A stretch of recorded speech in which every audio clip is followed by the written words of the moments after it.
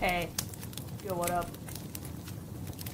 I gotta make sure we got audio on everybody. Yeah, okay, we're on. Hi, Manya! Hello. Okay, good, everything's working. I still don't have my headphones on yet because I'm, like, panicking because the vMix did an update this morning and I'm like, yeah! Everything's all over the place, I don't know where everything is anymore. I'm so lost and confused. It's actually a really nice update, it's got a lot of cool crap in it. So I'm here for this. This is gonna be a hell of a lot of fun. But I'm like, everything goes back to like the default. So like my audio mixer is like shaped differently, and like everything. I'm like, oh no, where am I? What year is it? It's one of those. Oh, it's one of those. Okay. There we go. Now everything. No, there shouldn't be an echo now. If there was one before, it should be fixed. Huzzah! I never found. Yeah, I wasn't hearing any echo on my side, but maybe because. That's good. Yeah. But yeah, I'm looking forward to this. Yeah, like my omnibus of nonsense that I sent to you. Oh god. Yeah. Oh yeah. Yeah. Oh, by the way, yeah, we should talk about your latest video that got a lot of traction on your channel. And it's not the Steve McRae video, guys. Wait, that video doesn't even register. I don't know, like, why that's a thing. Hey, Turkey Sloth, good to see you. You found me through Dapper? That's awesome. Oh my god. Welcome back to Don't Back Friday. Don't Back Yay. Don't Back Friday. Don't Back Yay. Don't Back Friday. Don't Yay. It's going to be fun. Everybody, welcome back to Dump Back Friday. Hey, there we go. Hey, hoi, hoi, hoi, hoi, hoi, me noi. Hoi. Because my hoi is me noi. Oh my god. It's gonna be one of those days, I shit you not. Welcome everybody, hi, This is our Friday show where me and Manya, this is my guaranteed Manya time. And it's also your guaranteed Manya time. Except for next Friday. Yeah. Next Friday is that time of the month. Yeah, yeah. So, yeah, apologies for how I sound today because, apparently my body has decided that, it's not going to protect me anymore, and my immune system has decided it doesn't care about me anymore. So, yeah, I am sick again, but I decided, like, it would be rather better for me to keep moving than to, like, go to bed, because if I went to bed, I'm not getting up for another 5 days, so I'm not risking that. So here I am with the hottest scalding tea for my throat, and here we go. Let's do this. Let's go. Hey, let's go. Oh, all right. I'll switch us over. Wow. Okay. So we have today we have an omnibus, and I will. Let me just make sure I have everything on the right window here, because I sent Manya 1, 2, 3, 4, 5 links. Hey Steven, good to see ya. Thanks for your 27-month membership. Jesus Christ. It really doesn't feel like it's been that long. He's been here the whole time. Where were you? Yeah. Hi, Honest Red. How you doing? Hi, Belmont. Hi, Smitty. Beefy McSteak. I like the name Beefy McSteak. Tom Riddle, as usual. Lord Voldemort. Do you want me to call you Lord Voldemort, Tom, or do you want me to call you Tom Riddle? It's confusing. Your lines there. There's some background noise going on. Yeah, that was my kettle. It's done now, so it should stop. All right. So I've got all these. I got all these pulled up, but you said you wanted to talk about a little bit of weird YouTube nonsense. So, weird YouTube nonsense. Yes, I was like, let's go weird this time, because I couldn't be bothered. So, basically, what happened is my analytics for this channel has a video that says it has nearly 5K views on it, and it spiked. And the analytics show that. I confirm. However, if you go and look at the video, it was saying that it had 2K views on it, and now it's saying it has 1.1K views on it. So I have no idea what the fuck is going on. I'm assuming YouTube is drunk But hey, if you're new, welcome. This is our show. We are not a child show. If you're a child, go away. Yeah, so I think YouTube has finally decided to go to there were at least 1.1k views on that video. They decided, yeah, but for my question to YouTube is why does it still say in the analytics that we had 4.6k views? That somehow tells me that YouTube in a way does manipulate views. I'm just saying, because I mean, in the some analytics capacity. yeah, in some capacity, because why are the analytics not reflecting what's publicly, being displayed? Yeah, I don't know about you that. guys want? Yeah. But it was a real good surprise, and it was also it was an international topic, so that was Right. great. Yeah. And then your Doctor Disrespect video also did good, and the comments Well, it there hit are the- hilarious. Yeah, the comment section is like quite the dumpster fire. Yeah, it's not entirely unlike that, Turkey Sloth. You right.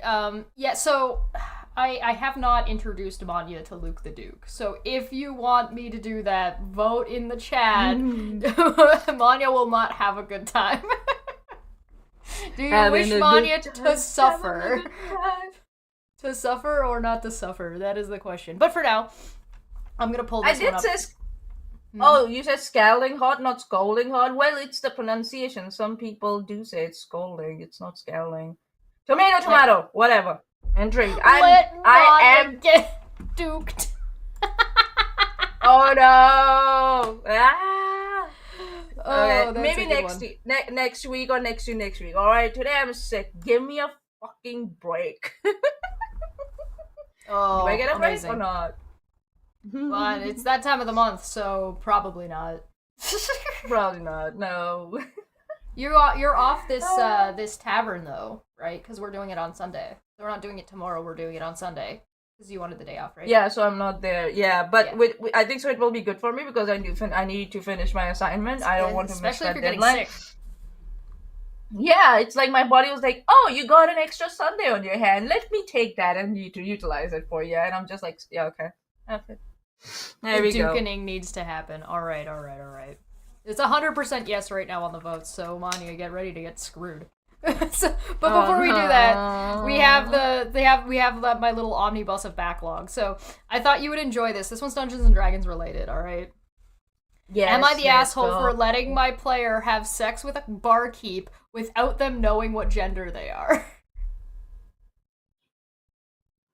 Well, okay. All right. Let me read the story. Let's read more. Everyone in our party are first-time players, myself included, as a first-time DM. The party has walked into a rundown tavern to rest for the night, but before I could properly set the scene, one of my players, a tabaxi rogue, said he wanted to seduce the barkeep to give them free rooms for the night and rolled a 19 before I said anything. Okay, so that no, they're not an asshole then. They're not an asshole. No. There's a classic Dungeons and Dragons rule, and I definitely recommend watching Spoonies, like old school Spoonies. The ask Spoonie questions. No, ask questions. Don't interrupt. Do not interrupt the DM. Oh yes, yeah, that classic. Because you could say yeah. You get screwed. You get screwed then because they control your destiny, dudes. They control your destiny. You can only so much control. Listen, if the DM says the door opens and then you interrupt and say you're going to do something before the door opens and before you know who's on the other side of that door, you get to live with the consequences of your fucking actions. Yes. So Nyan. So already I'm of the opinion that not the asshole, because I do also know the golden rule. You do not piss off your DM. You don't do that. And interrupting your DM is the best way to piss them off. So here we go. Tabaxi was a rogue. This player and his PC are gay, and I had planned for the barkeep to be a half-elf woman, so I could figure out a proper voice. when I said she, the player asked me why I hadn't told them their gender, and I told them that he had interrupted me before I could say so. We finished the Fair. session, everyone went home happy, but later that night, the player texted me saying he thought it was an asshole move. Am I the asshole?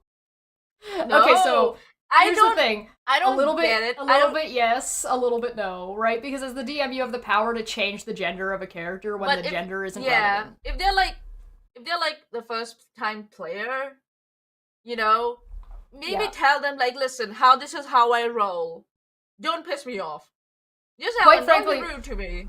So here's what, at the same time, the DM is also new. So I think as the DM, this is just a learning opportunity, right? So if it were me and I had a new player, then I would have been like, so the woman at the bar sees you wink at her. Do you choose to continue with this? Do you wink back? You can seduce like, the thing is like, you trying to seduce something is irrelevant to, like, your character's actual sexuality and what they're into. Because you can seduce somebody that you think is horrible. So I would probably just stop the player after you rolled his 19 and go, okay, so I'm gonna backtrack and I'm gonna explain this situation, and you might have just wasted that roll. Particularly as a new player. As an experienced player, I would have been like, no, you're boned, dude. You're committed to this. Yeah. So that's also another thing, right? Since I've been playing Baldur's Gate, don't judge me. I was sick last night, so I played a couple of sessions of that and screamed at my screen because I couldn't get past. Yeah. So I learned that there will things happen that you don't like, right? Or against, what are your even principles? Sometimes you will be like, what the fuck? Yep. The thing is, there's a reason why that's fiction. All right? And you get to experiment. Mm-hmm. Some people obviously take the experiment too far when they start dragging other, party members into it, and the DM has to step in and say, what the fuck, dude? And then the DM decides to do some, like, go far with, like, too many social experiments and yada yada yada. But you have to take it with a grain of salt. All right? It's fiction. Chill out. And if you think your fellow party members are, like, judging you, let them judge. Who the fuck cares? Who the fuck cares, man? No. Part of the fun in Dungeons and Dragons as the DM is that you can flip things on a dime, provided that you're experienced enough compared to your players, and your players are not trying to screw you over. Right? So there's, like, there's so many, like, fun interactions you can do and goofy garbage bullshit. But, like, to me, this is a non-issue. I don't even think there's an asshole here. I just think there's people that are inexperienced.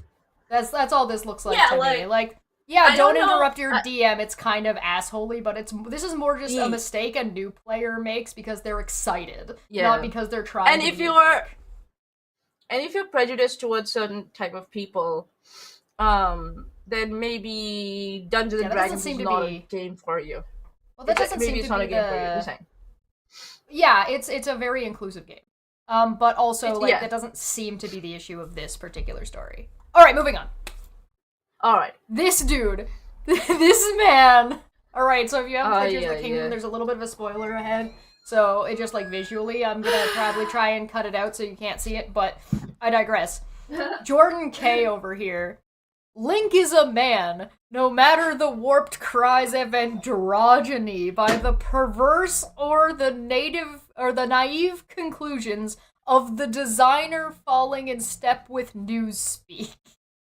A man lacking hypermasculine attributes is not the introduction of queer elements. Link is a man. He is a man. Link is from Zelda. Oh, our main character from Zelda, our sneaky thief, our dirty crime boy? Our twinky little boy. So it's so funny, like, for some people on internet especially, fictional video game characters, like, features or sexuality or gender affects them so much. As it's as if like they're panicking that their representation is decreasing, right? For some reason they think like that. Just and it's funny coming from them when the queer communities have always been never been represented. Just imagine how they used to feel like when they never used to be able to like find some character that was like them. I And don't even I would think just say Link maybe has... take it as an experience of like you can now finally empathize with the other communities, that they were never represented, and now you're feeling a little bit comfortable just because there was a new type of character introduced, and Well, you're this just isn't even... losing your This isn't even new to Link. entitlement. Link's been like this the whole time. Link is supposed to be like a blank slate character. It's only in recent games where he started to be like have his own personality, except for Wind Waker. Wind Waker is its own kind of... It did something a little different. But like, do we have a solid confirmation of Link's age, let alone his aging cycle? Because he's not a human. He's a Hylian, He's an elf. which is kind of like an elf. Right? So, like, has Link ever been over the age of 20? I don't think so. Yeah, it's like, for me, when I first saw Link, I was like, this looks like a kid. That was my thing first. To me, that Link looked like a kid. So, for some reason, people like this guy over here, what's his name? Jordan K. Jordan K. Don't get worried when the characters are like, they look quite young and shit, but for some reason, the minute like people start like from other communities, minorities especially, start recognizing, or comparing themselves to a certain character in a video game, they just lose their shit. Yeah. Like, it's yeah. Get in the thing. There we go. What did you do? Sorry, I was trying to put something in a tab and it wouldn't go in the tab. I've had these issues nowadays. It's like, seriously, do you use Google Chrome, right, or do you use Opera? I'm using Opera. Opera just works a little bit differently, and I'm still not quite used to dragging things into the tab section, because you gotta drop them into the middle, the beginning, not into the end. Anyway, so Link is a man, and his brand of masculinity is one quite familiar to religious conservatives. Yes, fucking fish people. Okay, so I don't get it. I seriously don't get it. Okay, you recognize that as traits that you might identify with, right? Or you might relate with. What's the problem if other people from other communities identify those traits and relate to them at the same time? Why can't you share, man?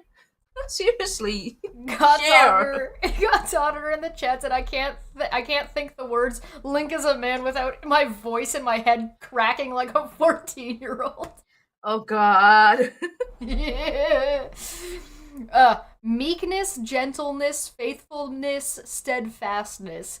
He'll draw his sword when he needs to, though never to wage war in the name of transformation and progress, but rather to defend and preserve what is good. Does he? In the newest game, I pulled my sword out and I beat the crap out of a Goron because they were smuggling drugs.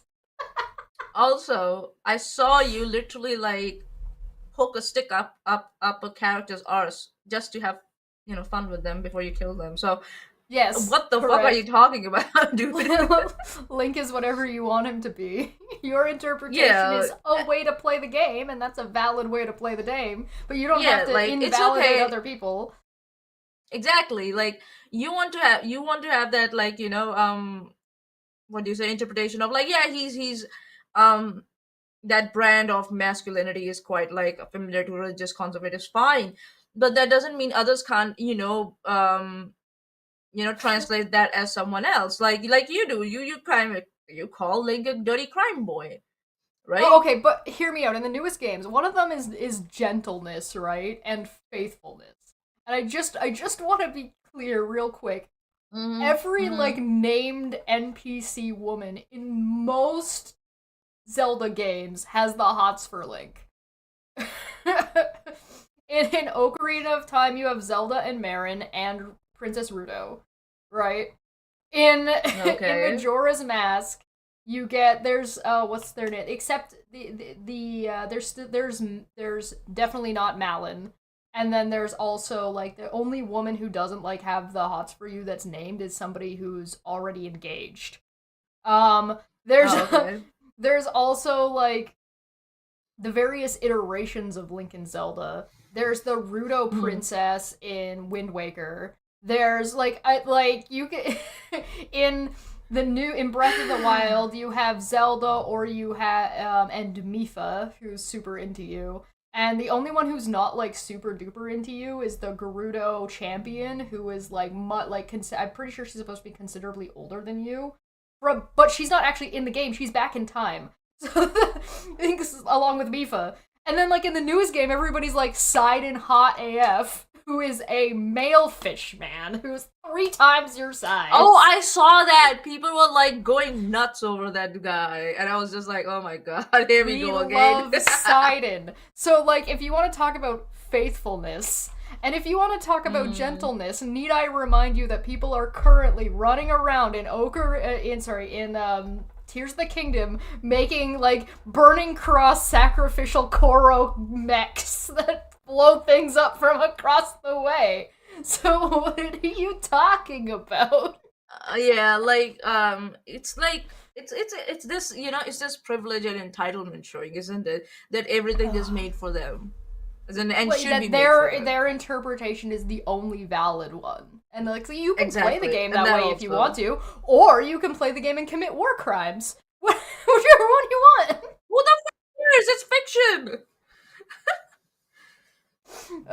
It's Anyway, this guy. Yeah, I was like, oh yeah, is one quite familiar to religious conservatives: meek, gentleness, faithfulness, and fastest. I refuse to believe all those qualities go along with the religious conservatives. Oh yeah, meekness is Religious not conservatives- very well. That is not a very. No. Neither is like being humble or gentle, because as soon as you disagree with Not a even- religious conservative on the internet or like any of those like podcasts and stuff, they're aggressive as fuck. Yep, and faithfulness. Just go and have a look at the stats, dude. Just go and have a look at the stats. I was like, yeah, you know how many divorces happen due to cheating or spouse cheating in conservative relationships or conservative marriages. Yeah, I don't know where it's like these people are like Actively reality is steals what I want the anything that reality to isn't be. nailed down. Yes. He'll take people's money, he'll take people's weapons.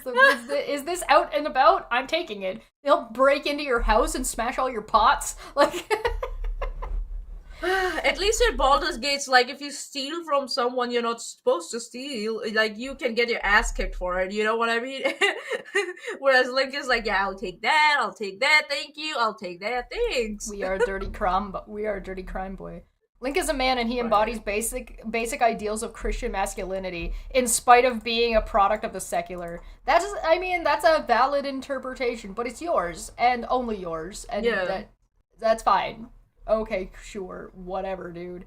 Yeah, you Y'all don't are get free to, like, to discuss play other around in people's- here. I have to return to some videotapes. I actually never Videotape. seen the movie. I hope this isn't a weird reference. Locked because of porn posting. Looks at 87 new comments screeching about my post. Oh, someone's having a meltdown. Look at Siggy!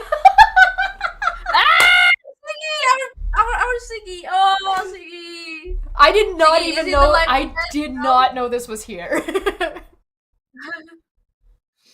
Oh god, where's Siggy? Siggy, where you at, boy? Why are you doing the live chat?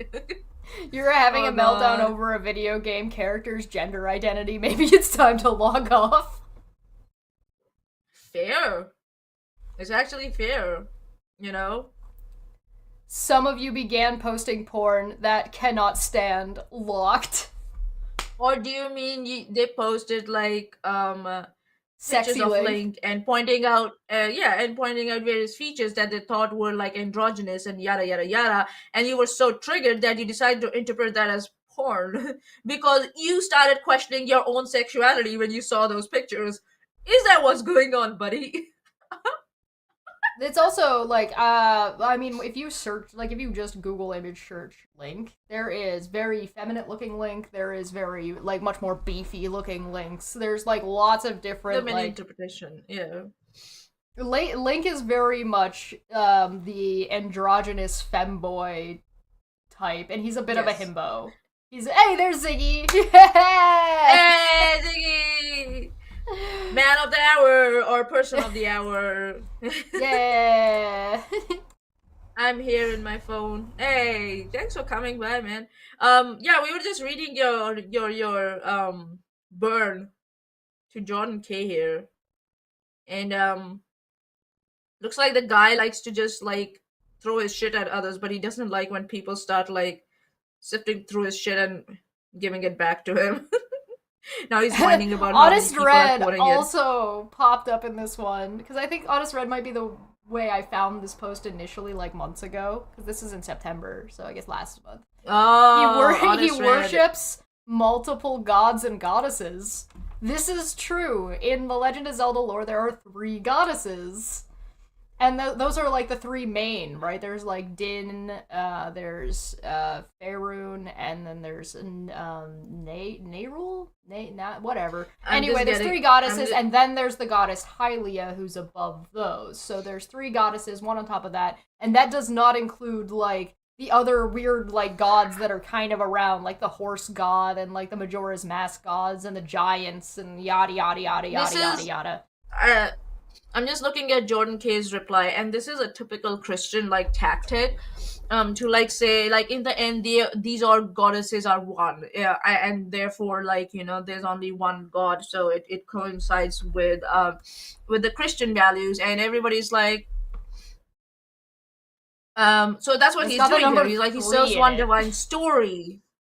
Yeah. Doesn't matter if it's one divine story. In Hinduism, in Mahabharata, it's one divine story, but the number of gods involved in that one divine story is more than 100, if I may dare say. Hinduism would probably be closer because Link is reincarnated every single time, and Zelda is reincarnated every single time. So, and why are they reincarnated? And we have goddesses. To fight a major evil. So exactly, yeah. So for all we know, Link is an avatar of one of these goddesses. So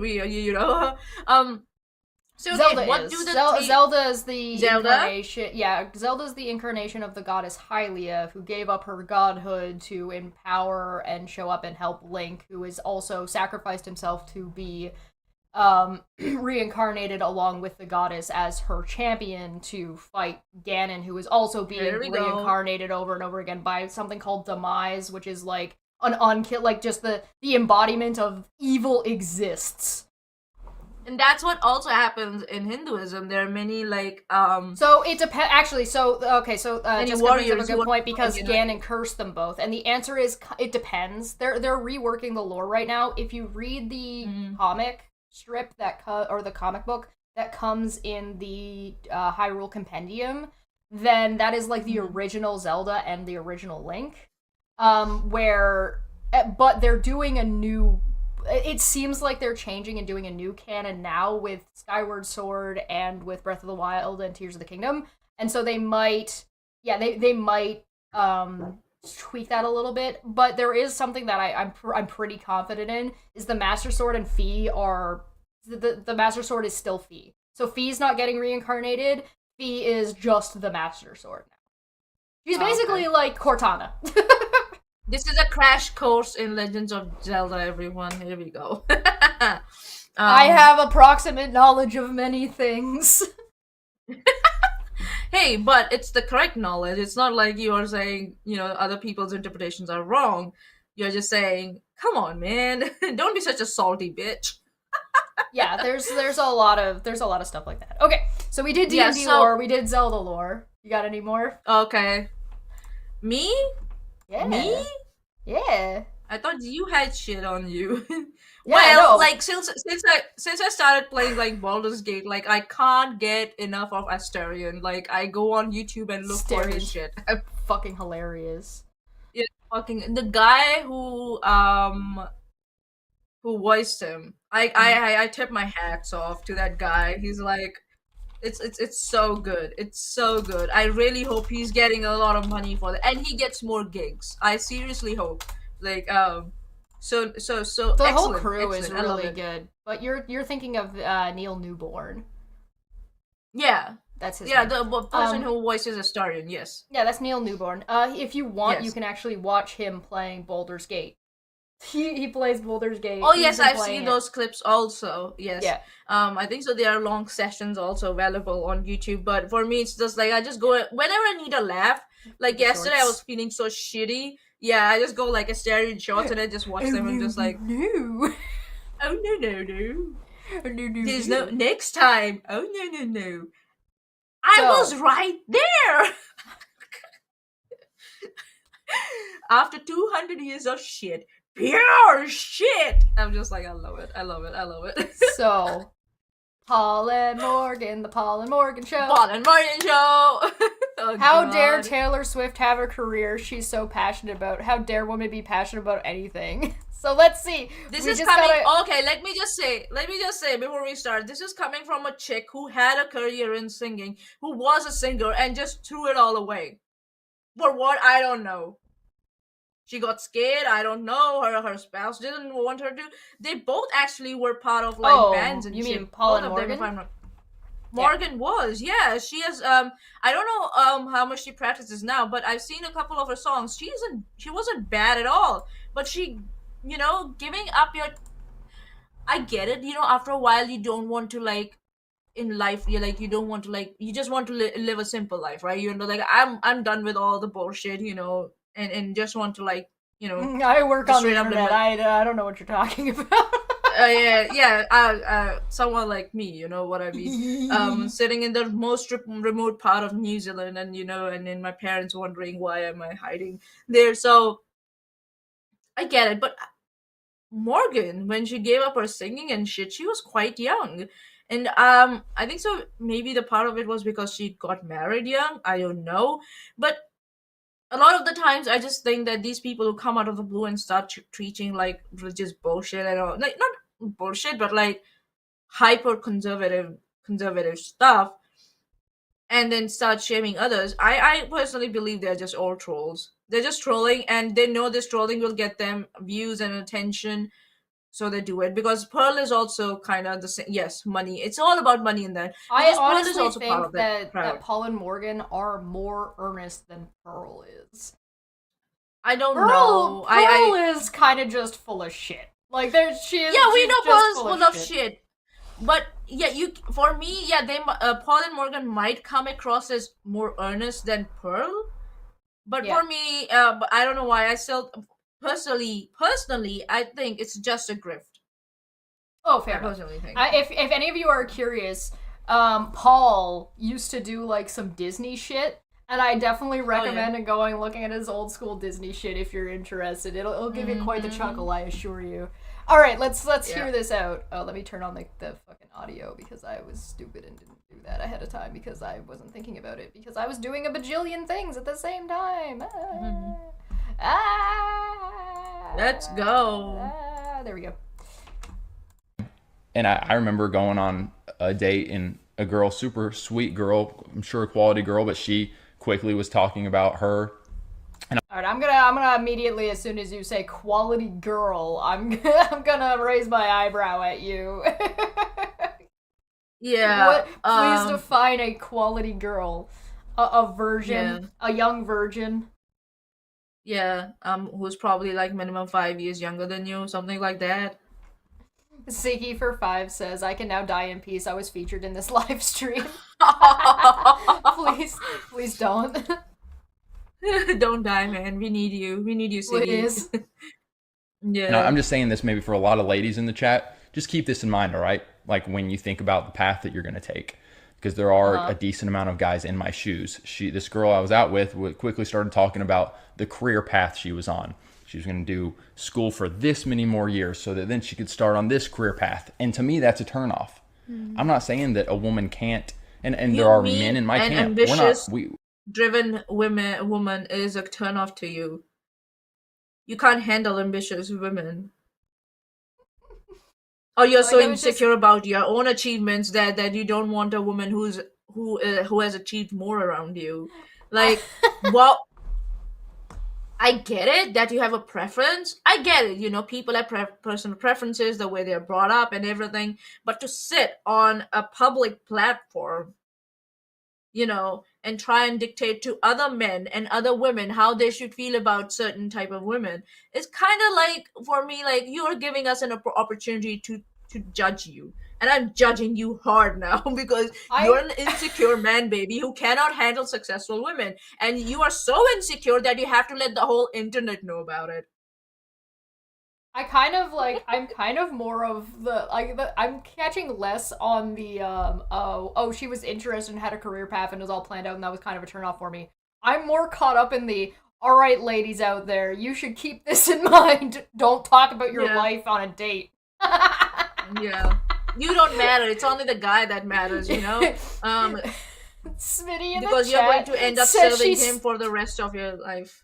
Smitty said in the chat, ew, she started talking like she's people. Oh god, I remember this. Oh my god, yes, I remember this.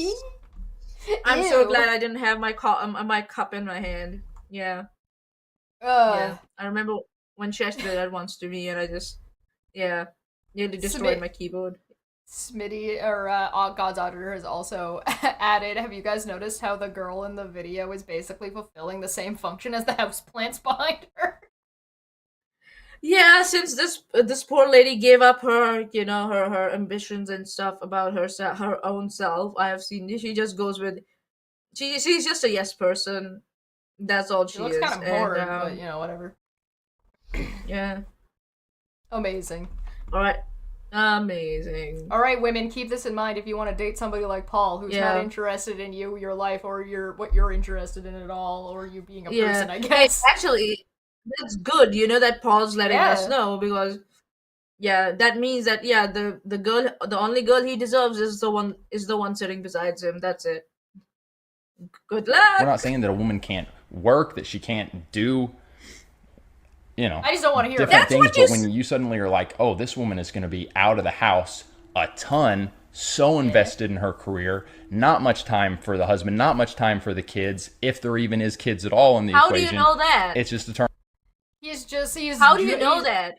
He's basically saying, like, this woman has a career path and, like, is planning on finishing school and going into a job, and then is making a conclusion that she's going to sacrifice her family for her career, which is a man's job. That's not a woman's job. That's a man is supposed to job. sacrifice. Yeah, how dare a woman hold themselves up in the same esteem and regard, if I might dare say. The thing is that again, you don't want to do it that way, it's fine. You might find someone who might want to be a housewife or something like that and look after the kids. The assumptions that this guy's making are so far-fetched, and the expectation that women is out of the both the parents, mother is the one who's supposed to be the nurturing one, is I'm getting sick of it. I'm really getting sick of it. What about the father? There's one thing about this that I do like that Paul's doing here, is he's making his expectations known on the first date. Like, so this woman starts talking about it, and he's like, you know what, this is a big no for me, this is a hard line, I prefer to live this kind of life, and as long as he's earnest and upfront about that, I think that's totally fine. If he wants to have this kind of expectation, whatever, more fucking power to him. I do think he's going a little bit far in saying, like, well, now she's a bad person. I think that's, or won't be a good that's mom, what it is. It's or like, whatever the fuck. It's like okay, as I was saying before, you have a preference, fine. Sitting on a public platform and talking shit about women who do want to focus on your careers and have children at this and have a family at the same time, what's the point? Yeah, what's the point? Yeah, it's like, one of those things. You want right? to give advice, like, to, I don't know, are you trying to give advice to couples? Because if you're a couple and you're trying to give advice to couples, okay, but this is not like a couple advice. It's like someone who's looking for a partner, and for someone who's like not have too much experience with partners, I don't think so. Paul is in any position to give any advice to anyone else because he has just had like one partner, which is fine. You can be committed to one partner, which is commendable. But you know, to it's just that it's for me. It's just that sitting on a public platform and trying to tell women out there that they don't deserve certain kind of men just because they are focused on their career and they want families at the same time, that they don't deserve conservative men who might be dedicated towards family and towards them. It's kind of hypocritical in my opinion. And yeah, so I don't know how what dudes he's talking about. For me, he's just talking about himself and he's just projecting it on other people, Yeah, no, which is he's kind of saying from sad. him and men like him, whoever that may be, right? And it's like I'm Yeah. okay with this because I'm like, good. This is fine. You want this thing for your life, great. You want if a woman or other men want this for their lives, also great. I'm not 100% against purity culture. If you decide that you want to live your life that way, but my issue with it is Yeah. that I think it needs to be uninformed decision and it should not be Yes. like wrapped up in a And- lot of very toxic and abusive Yeah. methods to maintain And it. if you do find out that your partner, like your female partner, is focused on their career and shit, you don't get to tell them that, number one, that they're not desirable, and number two, you don't get to tell them that they need to like give up their career. You don't Well, that's do just that. a matter. That's just like a matter of how you present Yeah. yourself, because you're just gonna end up looking like the asshole, which is whatever. Yeah. I guess. Yeah, like you said, if you tell them on the first day, hey, listen, that's not how I roll, and good luck. I'm sure you will find someone who with whom you're compatible. We'll leave it here and let's just be friends. Whatever. That's fine. But if you go ahead and tell them, listen, if you go and start berating them, oh, why do you expect a conservative man to, be interested in you when you are so focused on your career? That's entirely a different conversation. You will end up with glass of water in your face. Yeah, let's just say. I guess I should put it this way: purity culture, I'm not big on, but if you choose to live your life in that way, because like the culture part is kind of what makes it an issue. I mean, even calling it Yeah. purity culture is kind of like already undermining. But like, the thing isn't, I don't care what Paul's preferences are and that he wasn't interested in this woman. That's fine. But if he's gonna say, "Hey, ladies, keep this in mind," it's like, yeah, great, good advice, thanks. Turn off, in my opinion. Yeah. And who knows? Maybe Taylor Swift is like, after this, which I don't know if Eras tour is over, but after this tour is over, like, I'm ready to just settle down, start having kids, be a mom and a wife. Like, who knows? Is she always high? I mean, Like, she always looks like high. I don't know why they think Number one. that there's so many like singers and actresses out there who have perfectly fine and acceptable families and like Right? have kids and live their lives like people. What? What I kind of get it why. I kind of get it why Morgan brings up Taylor Swift, because Morgan used to be a singer. Taylor Swift is also a singer. They both are kind of from the country background, if I might dare say. Yeah. So Morgan recognizes with Taylor Swift, and Taylor Swift has a good career in music industry, and she doesn't give a shit.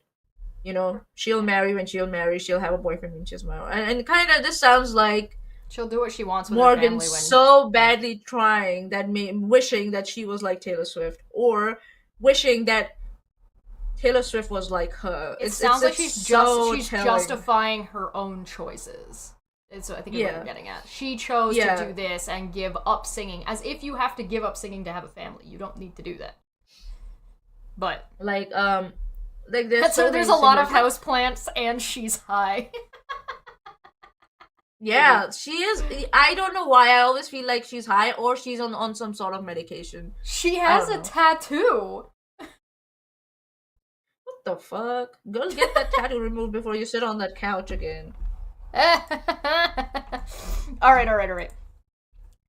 No. Morgan can have tattoos if she wants to, but she doesn't get to tell other women that tattoos are satanic. Unless she removes her tattoo. Just saying. All right, so this one is, here are my genuine thoughts on Oh Andrew Tate. God. Oh God. And I believe Andrew Tate's stupid brother. What is this? Whatever. Case as a real victim of human trafficking the last 3.5 years and how it ties to supporting Donald Trump. So we're gonna see what this says. Okay. This is... Okay, before we start, Yes. talk about no true Scotsman's fallacy here. And I think so I commented under this video, if I'm not wrong. I did. Yeah, right yeah, here. so yeah, there am I. So yeah, so let's just hear. And it's so sad, like people, I'm not denying that she got trafficked and shit, but people using their suffering for propaganda and to invalidate other suffering. Invalidate other victims. It's so sickening. It's fucking sickening. All right, trigger warnings. Let's go. I mean, it's Andrew Tate. As soon as it's Andrew Tate and Donald Trump, those are trigger warnings. All right, Andrew, Tristan, Donald Trump. Hello, Yeah. everybody. Keisha here. So, as many of you know, the last 3.5 years, I've been a victim of human trafficking. And the only man who's actually helped me the entire time, my father, Dale Richardson, is being accused by multiple people of being the person who's trafficking me. And this is actually being done in the same manner in which they're trying to frame the Tate brothers for trafficking. Now, the women who are accusing the Tate brothers of trafficking are actually causing harm to real victims of human trafficking like myself, who cannot get help from law enforcement when they desperately need it.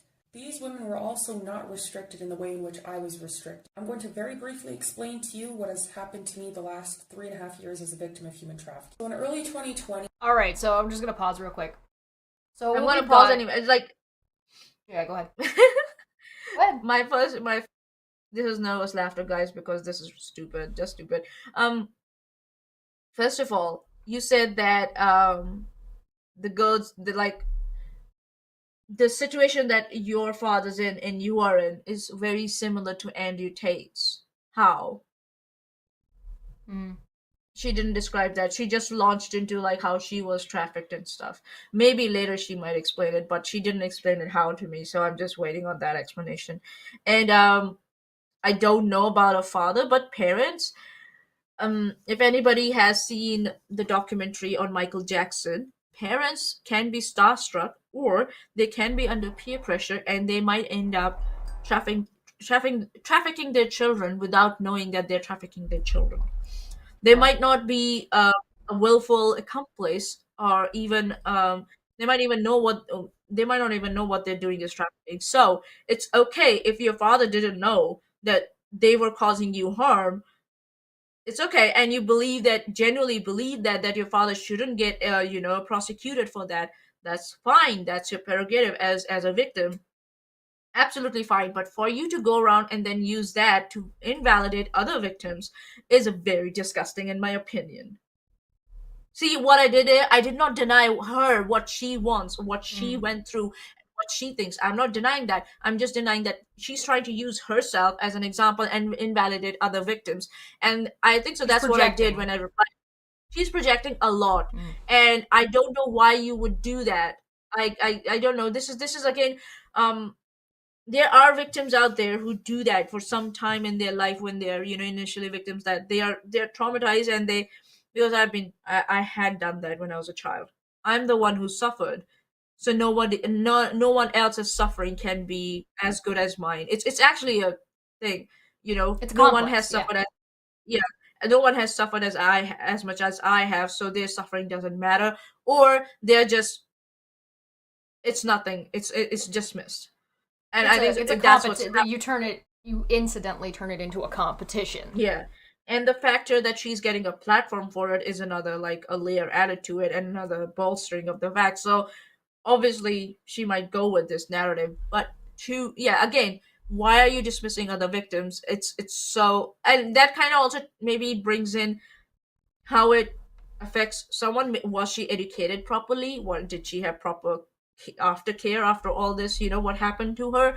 Does she realize what happened to her? Has she met or talked to other victims of sex trafficking? Yeah, has she really processed it, or she has and this is just a grip? I don't know, but the main point is she is invalidating other victims, and I do not agree with that. That's very It's a really bad start for whatever point she's trying to get across, because realistically, if you want to get across that Andrew Tate is being unfairly accused or unfairly prosecuted for whatever reason, then you need to address the thing that Andrew Tate has said before even getting to the people that are claiming to be victims, if you don't believe they're victims in the first place. Because then you have to start with just Andrew Tate to Andrew Tate before you can even get... If you start with the victims, you're already going to start off on a really bad and difficult foot. Because you're going to be able... Anybody will be able to dismiss anything you said based on Andrew initially. So you need to start there. Yeah, also, Smitty from the live chat said to marry her, then push her into cam girl and keeping all the money.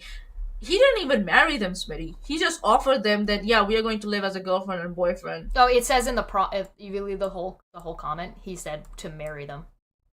With a promise. Wait. If her dad is doing exactly what Andrew Tate admitted to doing, then her dad is a human trafficker. Kind of weird she doesn't think it's weird that her dad lured her to another country with a promise to marry her, and then push her into being a cam girl to keep all of the money. Oh, I thought he was talking about Andrew Tate. Sorry, Micah. My bad. Sorry. So, the thing is that, a lot of, conservative religious people do that. It happens even in Hinduism. It happens with Muslim community also. Where they will do is they will take their child back to the home country, saying, "Oh yeah, we are going for a visit. We are going to visit relatives and shit." And before they know it, they are getting engaged and married to a total stranger. That, for me personally, that is a form of human trafficking. So, do we want to? That is human trafficking. Do we want to finish off what she's saying? Because I feel like we're already dismissing kind of her argument out the gate because of her starting point. No. I'm not dismissing her argument. I'm just dismissing the way she's trying to dismiss the other victims. That's it. Oh, sure. Okay. Yeah. So let's see what her argument is. I was brutally beaten by my estranged spouse, Dave Derry. I had to go live with my father after that. While I was there with my father, we actually ended up exposing the improper contagion mitigation surrounding the COVID pandemic. My father and I were tortured on July. What? Oh, okay. So she was in a marriage. She's a victim of domestic violence. She went in to move in with her dad to get away from her abusive husband at the time. And while she was with her dad, they exposed that COVID was fake, or that the medication for COVID is fake. Something about COVID was fake. Whatever the fuck it was.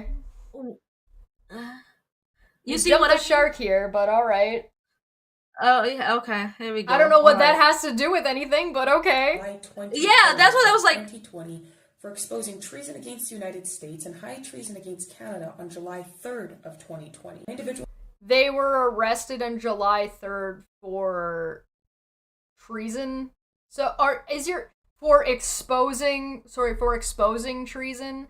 Did your dad do January 6th? Is that what this is about? The fuck does any of this have to do with human trafficking? This looks like shilling. Yeah.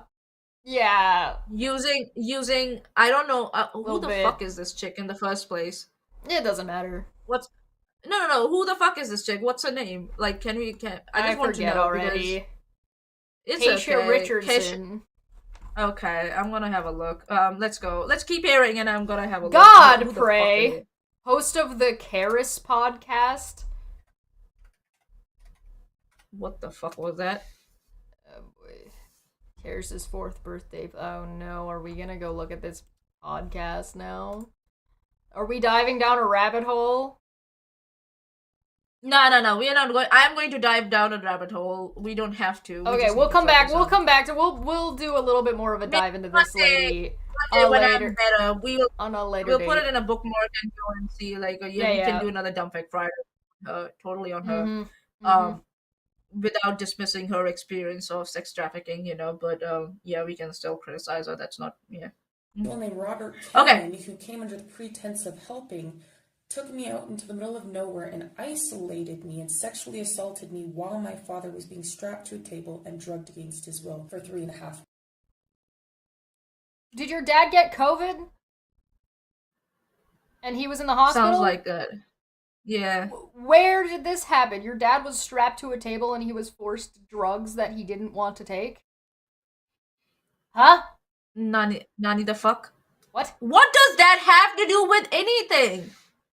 With Andrew what does it Tate have or to do with Tristan Andrew- Tate? Because Andrew Tate's exposing the Matrix, just like her and her dad. Weeks. Oh, While this was happening, my little oh. sister also was stolen and trafficked. She was 16 months old at the time. We also lost all of our cars, our home. We were made completely desolate and financially destroyed. Robert took advantage of the situation so that he could... Was it because your dad was committing some sort of tax fraud, girl? I'm just saying. Was some tax evasion happening? I'm just saying, was some sort of tax evasion was happening? I don't know, this is all very vague and a lot of disconnected accusations. Yeah. That's my thing. I'm like, each one of these needs its own thing. Mm-hmm. Like, each one of the thing is like, you could keep this on track, but you're throwing so many additional things on top of this that it's making it really far. But the thing is that you can mention all that, but then you have to connect it with what you're talking about. You're not connecting. You're not connecting those two together, so it looks like it's very disjointed and all over the place. So. Yeah. Financially destroyed. Robert took advantage of the situation so that he could later smuggle me across the American border on October 1st, 2020, in which I was denied my rights to cross as an American Indian, which prevented me from exposing treason against the United States based on the research that my father conducted, which also proves Trump's claim to... Did she get deported or something? I was then forced... She's Indian? She just jumped to election fraud. I think she means Native American. Yeah, it's a little confusing. Yeah, for me. Even if it's Native American, if this is all about like exposing the Matrix and shit, she's not making herself look really credible at this point because of the way she's talking. Yeah, it's not cohesive. No, even credible. Like, what do the victims of sex trafficking have to do? And you taste victims of sex trafficking have to do with what you went through, right? And what Andrew and Tristan Tate did exactly. Like, what are you trying to say? Okay, are you saying there was some person who was part of a government entity who was able to use their authority to traffic you around? Is that what you're trying to say? That's what it seems like. And the reason that they did it was because her dad exposed that COVID was fake. That is I need citation for that. Number one, if she had given us any citations, I would have loved to look into it. But so far, I'm just trying to look at on internet about her. I can't find shit at the moment. So maybe later we might have a look at her. But the we'll thing is that, again, someone has abused their power. Yeah. And that's what Tristan and Andrew Tate did. They also abused their power. So how is it any different? I still don't get it. For you to say, okay, so are you saying, okay, is she comparing her father to Tristan and Andrew Tate? Is that what she's saying? That because her father was accused of it, so Andrew and Tristan Tate are in the similar situation? Yeah. Even though, like, this is so stupid. Like, I shouldn't say it's so stupid because then I should explain why it's stupid. The thing is that we don't know exactly what happened with her. Okay, fine, maybe that's our ignorance or we didn't do research in it. But she has to prove that what happened with her father is same what happened with the Tate brothers. You have to, again, someone said in the live chat, we need citation needed. We need that connection. How are you establishing that? Just because there are two coincidences or there are two parallels in the story doesn't mean that those stories are similar. You know what I mean? We know for a fact that her dad didn't expose that COVID was fake. Like, we know that's just. And the same thing was Andrew and Tristan Tate. They didn't expose any Matrix. Right. What they did actually was they actually exposed that they are the Matrix themselves, in my opinion. The thing is like the problem with stuff like this when you throw so much additional stuff in there, particularly when it's stuff that is just factually not the case, you're gonna come off like you're LARPing. Yeah. against the United States based on the research that my father conducted, which also proves Trump's claim to election fraud. Now, I was Also then not true, so forced there's into that. maximum security prison for immigration and military detainees for 7 months in Nevada. The only reason I was released is because my father pressured... Didn't she just say she was over the border? How'd she get back? Yeah. Again, it's all over the place, man. Like, what are you trying? Like, okay, I know what the crux of her argument is. Just because she feels like her father was targeted. She feels like Andrew and Tristan Tate are being targeted on the same lines, by using a couple of women, for sex trafficking charges. Like she felt like she was used, as a sex trafficking victim against her own father. That's what the parallel is that she's trying to say. But the thing is that in order to establish that, I need more proof. I just can't go by your word. I'm sorry. The Canadian consulate to hand over. It might look that the situations are similar, but no. To ICE. I was then paroled on March 31st of 2021, but instead of releasing me on my own recognizance, immigration forced me under an American supervisor program in which I was forced to live with single men. These single men ended up sexually abusing me, trafficking me, drugging me, beating me, holding me at gunpoint in multiple districts of the United States. I was triangulated by 3 men once I was released from so the she's detention Indian. center, and Robert actually she has South Indian Carolina heritage to sexually assault me after I was released. I was put on multiple restrictions. I was on a surveillance tracking system. I couldn't leave the state or the city without approval. I had to live with whoever they approved me to live with. If I didn't follow a certain set of instructions in that home, I could be redetained and deported. If I ended up homeless, I could be redetained and deported. I could only work whenever I was with... So she was trafficked into America. Yeah, by the sounds of it. So she's Canadian and is stuck in America and also doesn't want to be deported back to Canada, apparently. I think so. What's happening? Yeah, she's from India. Her background is from the Indian subcontinent. Let's just say, the country of India, not American Indian, by the sounds of it. No, that's not what she was saying. She was saying that her Indian heritage, meaning like her Canadian Native American heritage, had to be proved by the Canadian embassy, confirmed by the Canadian embassy to ICE. The thing is that what I'm looking at some of the information I found on her. On internet, I'm just saying what she's claiming. I don't know what her actual story is. Yeah, but from what I've found, I think so. She's claiming that she's going to be deported to another random country. What the fuck? Country. So that sounds like India, and that sounds like, because that's what Australia also used to do. Like any New Zealand citizens that came to Australia as kids, they were deported back if they had any history of crime and stuff. So if she doesn't want to go back to Canada, I think so the other option she's being given is where her roots are, basically from India. So I think so that's what's happening. I may be right, I may be wrong. She is facing deportation to a random country and is prohibited from returning to Canada. Yeah. So that's what's happening. I think so. She's I don't think so it's a random country. Sorry. Why the fuck am I saying company? I don't know. Brain. Your brain's stuck in a loop. Yeah, I'm stuck. Knock knock.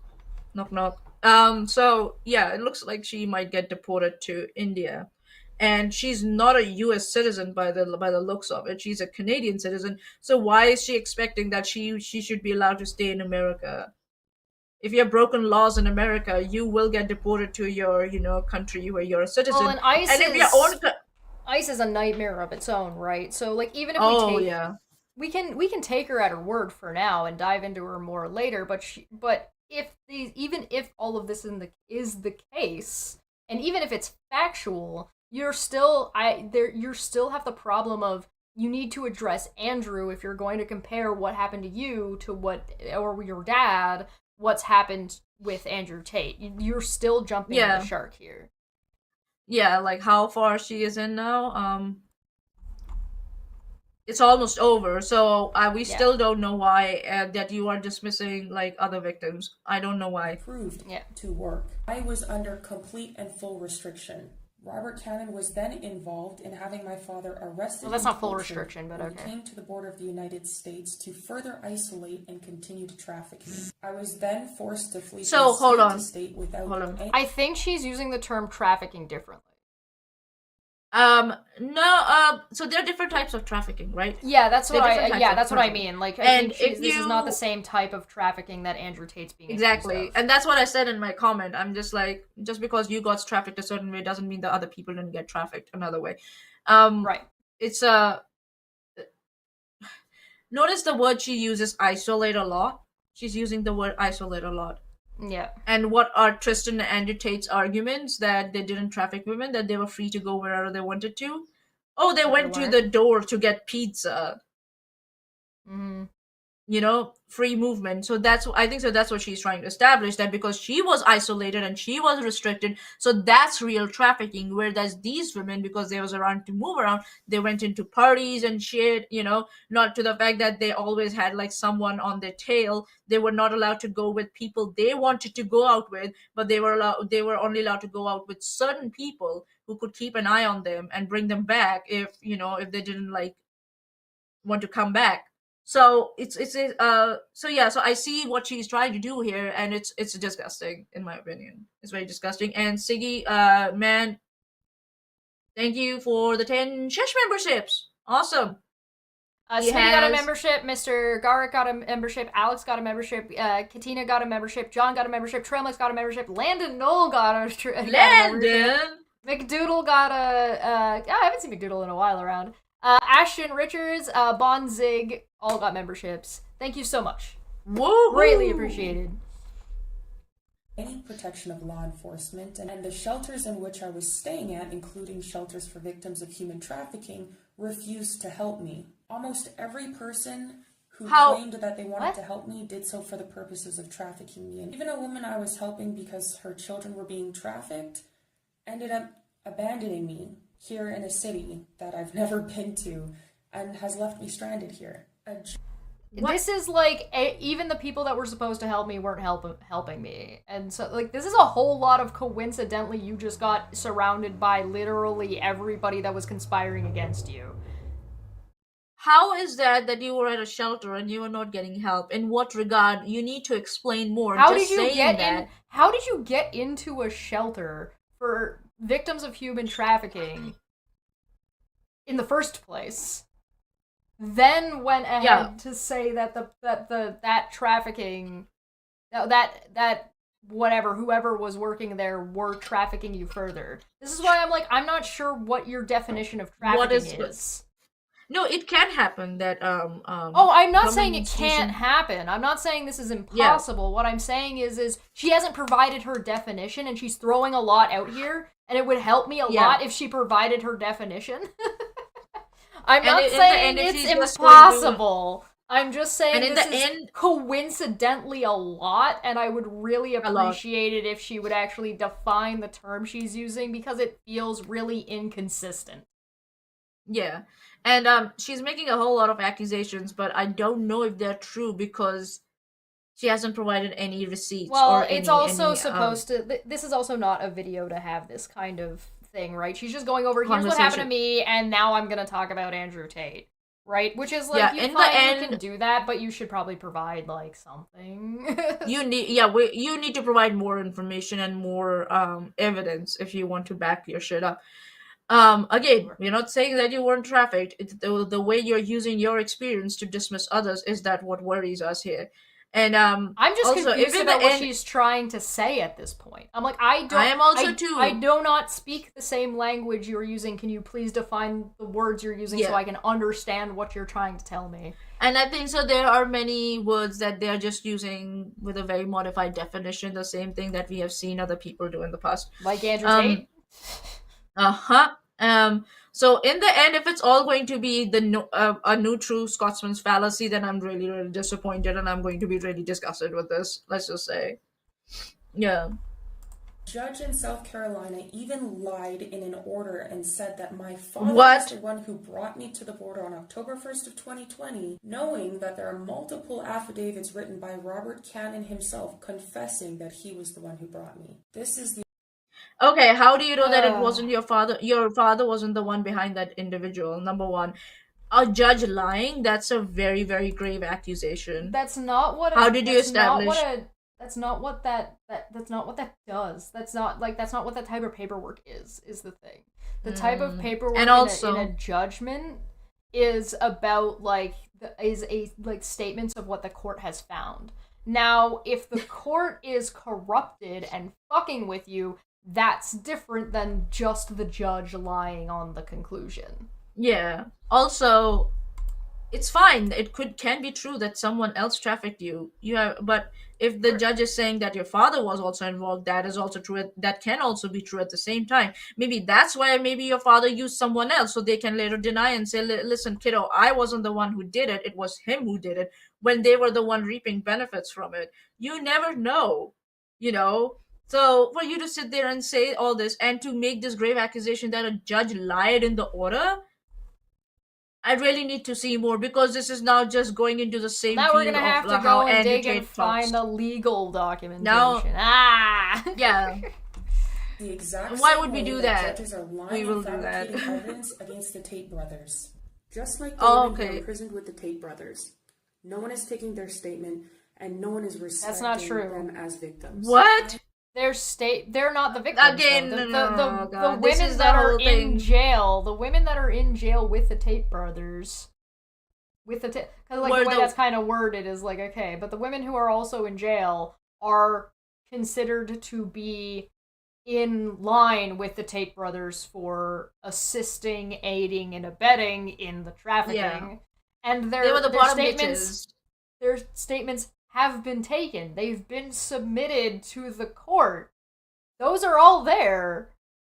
The thing is that I think so what happened was Daiko tried to give them an opportunity to get protection and to, you say, you can, either come with us, or it's okay. Then if you're not going to come with us, then because you aided and abetted you, because there are incidences were noted in the indictment where the girls have beat up other girls. Yep. on insistence from Andy and Tristan. If they're saying that they are not victims, then they are aiders in human trafficking and violence. So they can be victims. That's fine. They But can be if both. they refuse to, Right. but if they choose not to pursue justice, then the only other thing that's left is that they are also aiding and assisting in all this.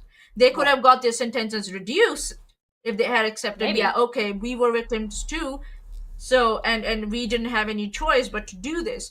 That could have helped them actually, with their sentences. But they decide, I don't know why, maybe it's fear again, maybe it's still fear or whatever, that maybe they are. And I think so, if I'm not wrong, a couple of them were like they were whisked to another country so that they could sit there and make statements. We heard those on the jail. There are jail calls where Andrew Tate is telling them exactly what to do or what statement to make.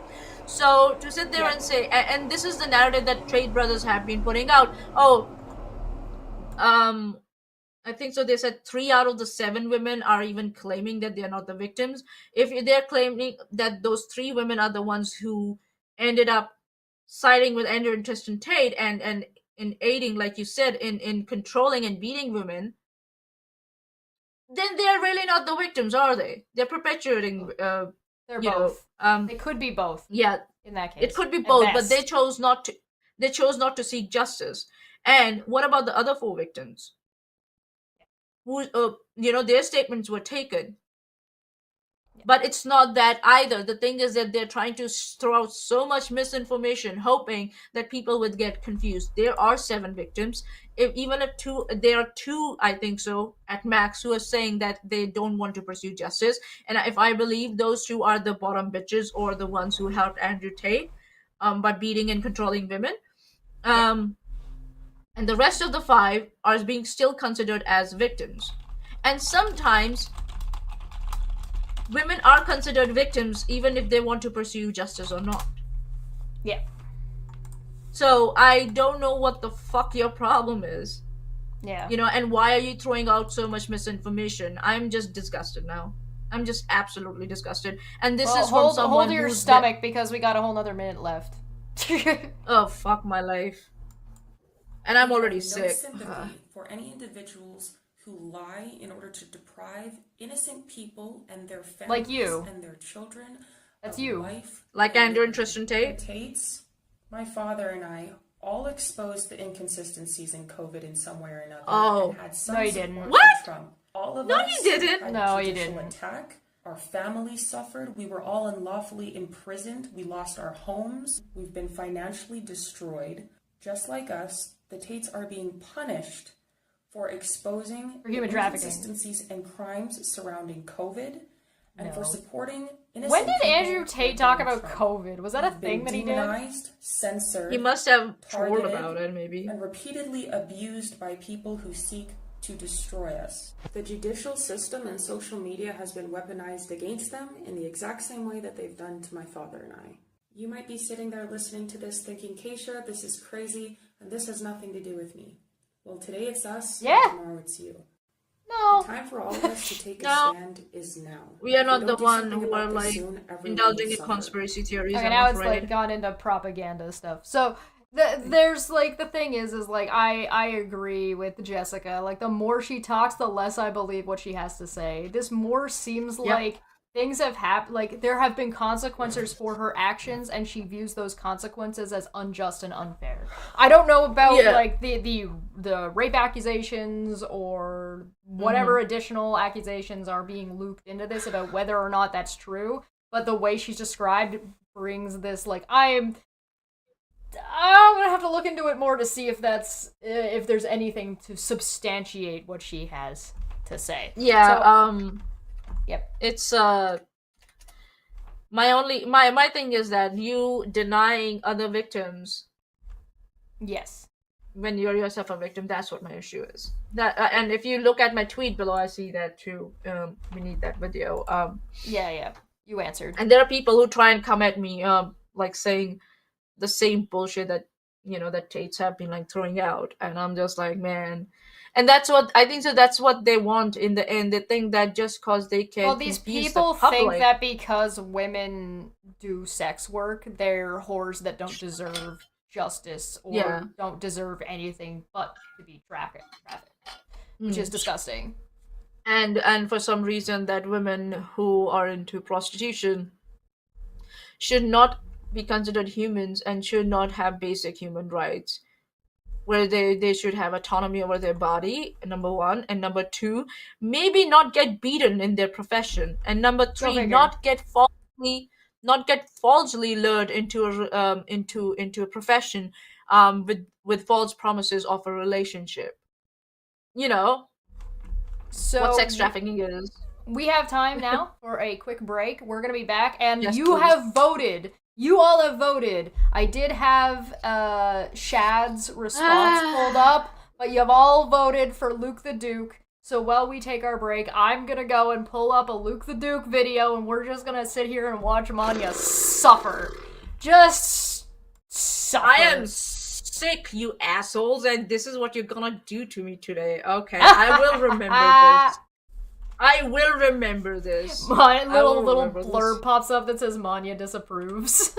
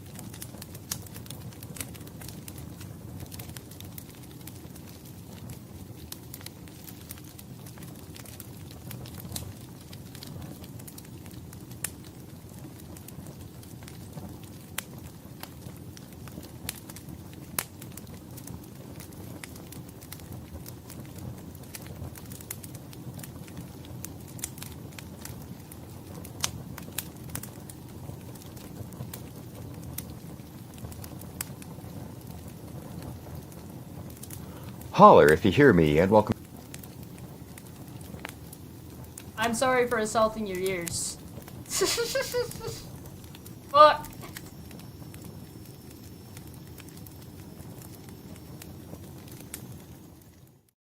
Hey, welcome back. Welcome back to Dumb Fake Friday, Dumb Anya, Fake. you're ready to holler? Because we're gonna hear this guy.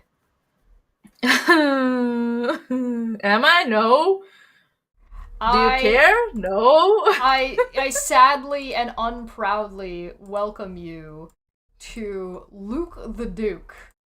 No, you're not sad. You're not proud. Like, stop. Okay? You're enjoying the fuck out of this. You're gonna enjoy this. I know that. Alright, everybody in the chat, get ready to holler back if you hear him. No.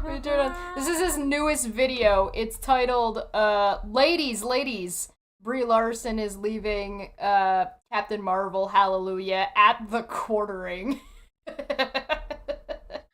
Oh, talk about being desperate for attention. Alright. Notice me, senpai! Let's go! Holler if you hear me, and welcome to this edition of Ladies, because we've got some new little fun tidbits to talk about in the world of the MCU's continued collapse. Oh yes, so what do we have now? Well, our old friend Brie Larson, there's some new revelations coming in from the MCU book that is out there, with the author of it, of course, a woman, because remember, this is inclusivity hiring now. We have to be progressive. And probably this lady has the writing acumen of a chicken sandwich, but because... The writing acumen of a chicken sandwich. Alright, hold on, I'm gonna look it up. Who's the current author? Is this supposed to be the current author of Captain Marvel? I don't know. Perhaps. Let's see if they have any acumen. No, but that's the thing, right? He's being vague on purpose, isn't it? He doesn't want us to go and look around and find out who this author is. You know, what? Like, which book are you talking about, dude? Current author for Captain Marvel. Female. Carol's name is Danvers was raised in Beverly. This is just giving me information about Carol Danvers. I know who Carol Danvers is. That's Captain Marvel. Yeah, and it's like, why can't a woman write a book? And why are you assuming because it's a book written by women, it will be some sort of propaganda or there would be some sort of bias? And this is what really pisses me off about, because I'm sick and he's not going to get the end of that. This is what really pisses me off about people like Luke the Duke, who say that as soon as that there's someone female presenting something, it's going to have a bias. Like, can you present your case first before you say establish in the end and say that it's biased, or the whole thing just happened because, because There's oh, okay, so go on. Kelly Thompson has been the author for a while. The new authors are Alisa Wong and Jan Bazaldua. I'm sorry, I don't know how to pronounce names. Put it in the live chat, people will be able... Yes, I'm going to put it in the live chat, but I am also going to put... I'm going to pull them up. So... Wonk. So this is... get out of my way. Yeah, get out of my way. Hey, let me click on this thing, you piece of crap. Dear Lord. So I'm not the one having problems. He's the one having problems. He's talking about one of these three women. So here's some writing acumen, if this isn't good enough. So, why? Again, why isn't good enough? Just because of her gender? Is that what he's trying to say? Their writing acumen. I think so. This is what Luke the Duke thought he was going to be, I guess. And he deserved that coming to him because he just tried to insinuate that just because someone's a woman, their writing or their illustrations can't be good enough. Here's Alisa Wong. Oh wow, that's a lot. I'm seeing Needless to say, from the they've been working on comics for a while. Yeah. And then here is Jan.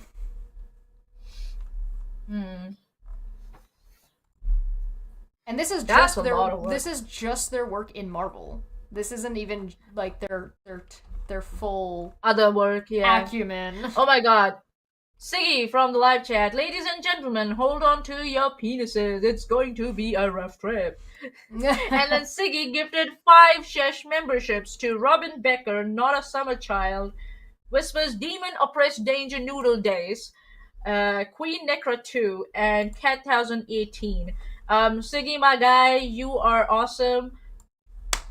Just as a precaution though, don't spend more than you want to spend, okay? Alright? No, do it. Spend all the money it's on not- me. Thank you. Oh god, here we go. No, seriously, it's not an obligation, dude. It's not an obligation, alright? If it's very appreciated if it comes from from you. It's appreciated, but don't make yourself uncomfortable financially. That's all I'm saying. All right? Money out here looking out for everybody. So I get to be poor and uncomfortable, but nobody else gets to be poor and uncomfortable. I will pay you, all right? Shut up. All right. Okay. I'll get you that booby mouse pad that you wanted. Show them that. I got her that. Yeah. She gets all the good stuff from. Nah, but thanks, Siggy. That you're awesome. Thank you so much. Yeah. All right. I hit play on this. Anyway, they definitely have writing acumen, so he's just didn't bother to look up who he was talking about. Surprise, surprise. No. I think so. He looked it up, but then he was like, "Oh, they're women, so meh. They don't deserve That's my." Kevin Feige and woman. Yeah. This is him overcompensating for how much he resents that he's a affluent man in Hollywood. That the other woman who's been writing has been writing Carol Danvers for years at this point, like to the point where Marvel calls it historical. Ziggy for 100 said it's called disposable income, I think, question. Alright, man, alright, no hard feelings. Listen, I'm just trying to look out for you, alright? Don't be mad at me. Please don't be mad at me. Please, come on. Monty, you're the worst shill ever. Oh my god. Maybe that's why someone didn't return me my money. Okay. To Roland Sugar Donner giving him a job on the first X-Men movie because he knew who the X-Men were, so she was just there to explain to him what to explain what these characters were. And now we've got the MCU as it's been continuing to go and degrade to the point of self-parody, where now even the most ardent MCU fans are clearly checking out if you look at the dwindling box office. And what's now we're going to be seeing with Brie Larson. The thing is that with Captain Marvel, I will agree it was a hit and miss. Sure. But all the other female characters that were in the MCU universe, like Gamora, her sister, what's her sister's name? Nebula. Also the Antenna girl, what's her name? I keep forgetting. Mantis, fuck my life. Money's tired today. Yes, I am. Scarlet Witch, right? Wanda. Also, the Ancient One, isn't it, from the Sorcerer Supreme? Yeah, the Sorcerer Supreme from... Yeah.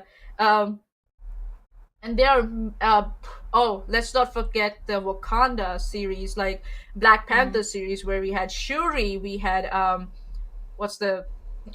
one of the characters called her "You bald-headed demon." I loved it. The girl who literally snatched a wig and threw it at someone. Yeah, I don't know how to pronounce her name at all. Dore Milaje. They were all the Dore Milaje. Let's just say that. There's also there's also Black Widow, classic. There's also Pepper Potts, Black Widow, also classic. Right? Mary Jane. What the fuck? Also, there's an MJ. Yeah. So what the fuck are you whining about? Yes, we do know that the MCU. Okay, I'm gonna go with MCU because that's what he wants to. He's making a bad conflation anyway. The people who are the authors of the comic book are not the same people that are the authors and writers and scripters and casters for the movies. They're different people. Right. And also the writer's strike happened for a reason. And the thing is that MCU, if I might dare say, yes, there have been comments about. Yeah, we're just gonna go with MCU. who the fuck cares? Like, Hell yeah. it is what it is. It's ours now, so- bitch. Yeah, bitch. Thanks. No, thanks to you, bitch. Okay. So we know this has been comments from fans for quite a while that MCU have been overdoing it. We know that, but there have been Yes. quite a few successes, like the Loki series that came out, and we had a female Loki in those It's series not too, even and that that the was fantastic. It's not even the MCU is overdoing it. What's happening is Disney is trying to put out a streaming service. And to do a streaming service and to do it well and to make money off of it, you have to put out an insane amount of content. So Disney is attempting to rush out too much content to try to maintain their streaming service, as well as the writer's strike and screwing writers over in the background the whole time, thus making these series objectively worse. It has nothing to do with whether or not the writers are male or female. It has nothing to do with whether or not the characters doesn't have to do anything with the gender or women. It's completely arbitrary at that point. Or I don't know why you are trying to present He it thinks that it's way. about propaganda, and it's not. But why? He hasn't justified it yet to me. So he won't. Again, sorry, my bad. I'm burping the shit out. Where was I? Yeah, we do know that with Captain Marvel, there was a hit and miss, a terrible hit and miss. If you compare that to Wonder Woman, the films are very apart. Yes, so there was some like poor writing there, but it's not like Brie Larson's fault, and it might not even be the writer's fault. It's who approves the final script? The producers. Right. So if the producers didn't push their writers or the quality of their writers, whose fault is that? Or maybe the writers weren't being paid well, so they were like, "Here you go, whatever, the regular shit."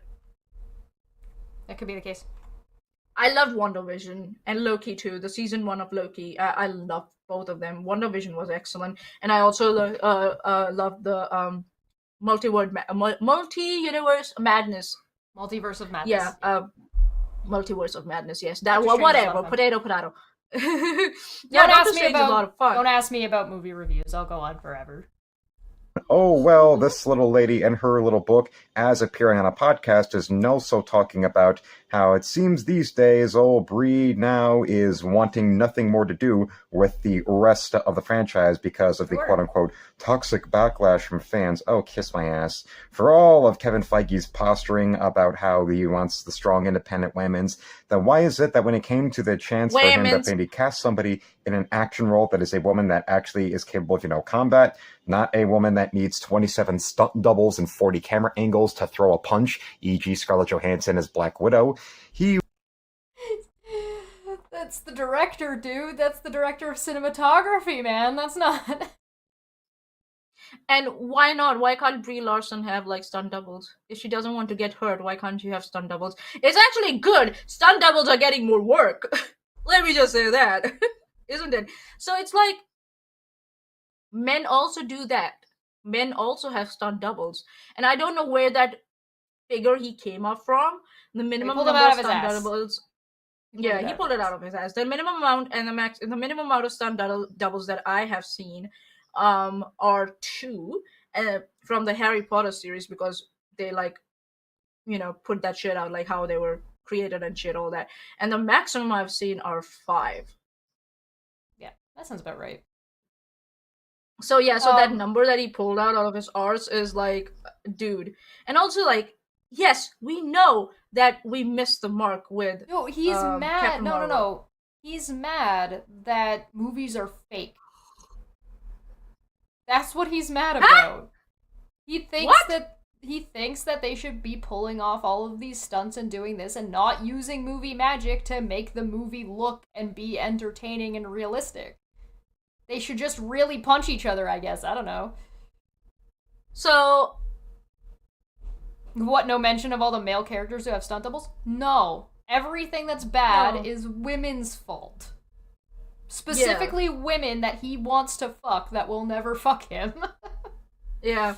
And also, like, if she had so many stunt doubles, it's possible that that must have been, if there were so many stunt doubles, let's just say. All right. Mm-hmm. Number 1, what's wrong with that? There's nothing wrong with that. All right. Number 2, that final, approval is made by the directors and the producers. So and I'm quite sure who was the producer for Marvel, Captain Marvel. Let's have a look. Don't get me Producer started on for- critiquing Luke's art, alright? We're not gonna talk about how this dude got commissioned work, took the money, and then never did the work. That's a thing that happened. Alright, so the film was directed by Anna Boden and Ryan Fleck. So there were two. So for some reason, he's not talking about the male director. No, he of mentioned the movie. he mentioned Fleck. He mentioned it Oh, okay. Fleck being basically a simp. Oh, okay, that's what it is. Okay. Siggy The says, story has I been- gotta go. I gotta go because I need my full attention to finish some work. Hail Sagan. Have a good day, Siggy. Thank you so much for stopping by. Have a good day. And supporting. Yeah. So it's been produced by Kevin Feige. Yeah. So that's that's basically the producer for almost all the MCU movies, if I might dare say. MCU. Yeah, I love it. I'm gonna use it. He's gonna. I like that Very too. I like old MCU. You instead And, of listening to the online attraction over Miss Ronda Rousey expressing interest in being Captain Marvel, who does he go with? He casts Scott Pilgrim's ex-girlfriend.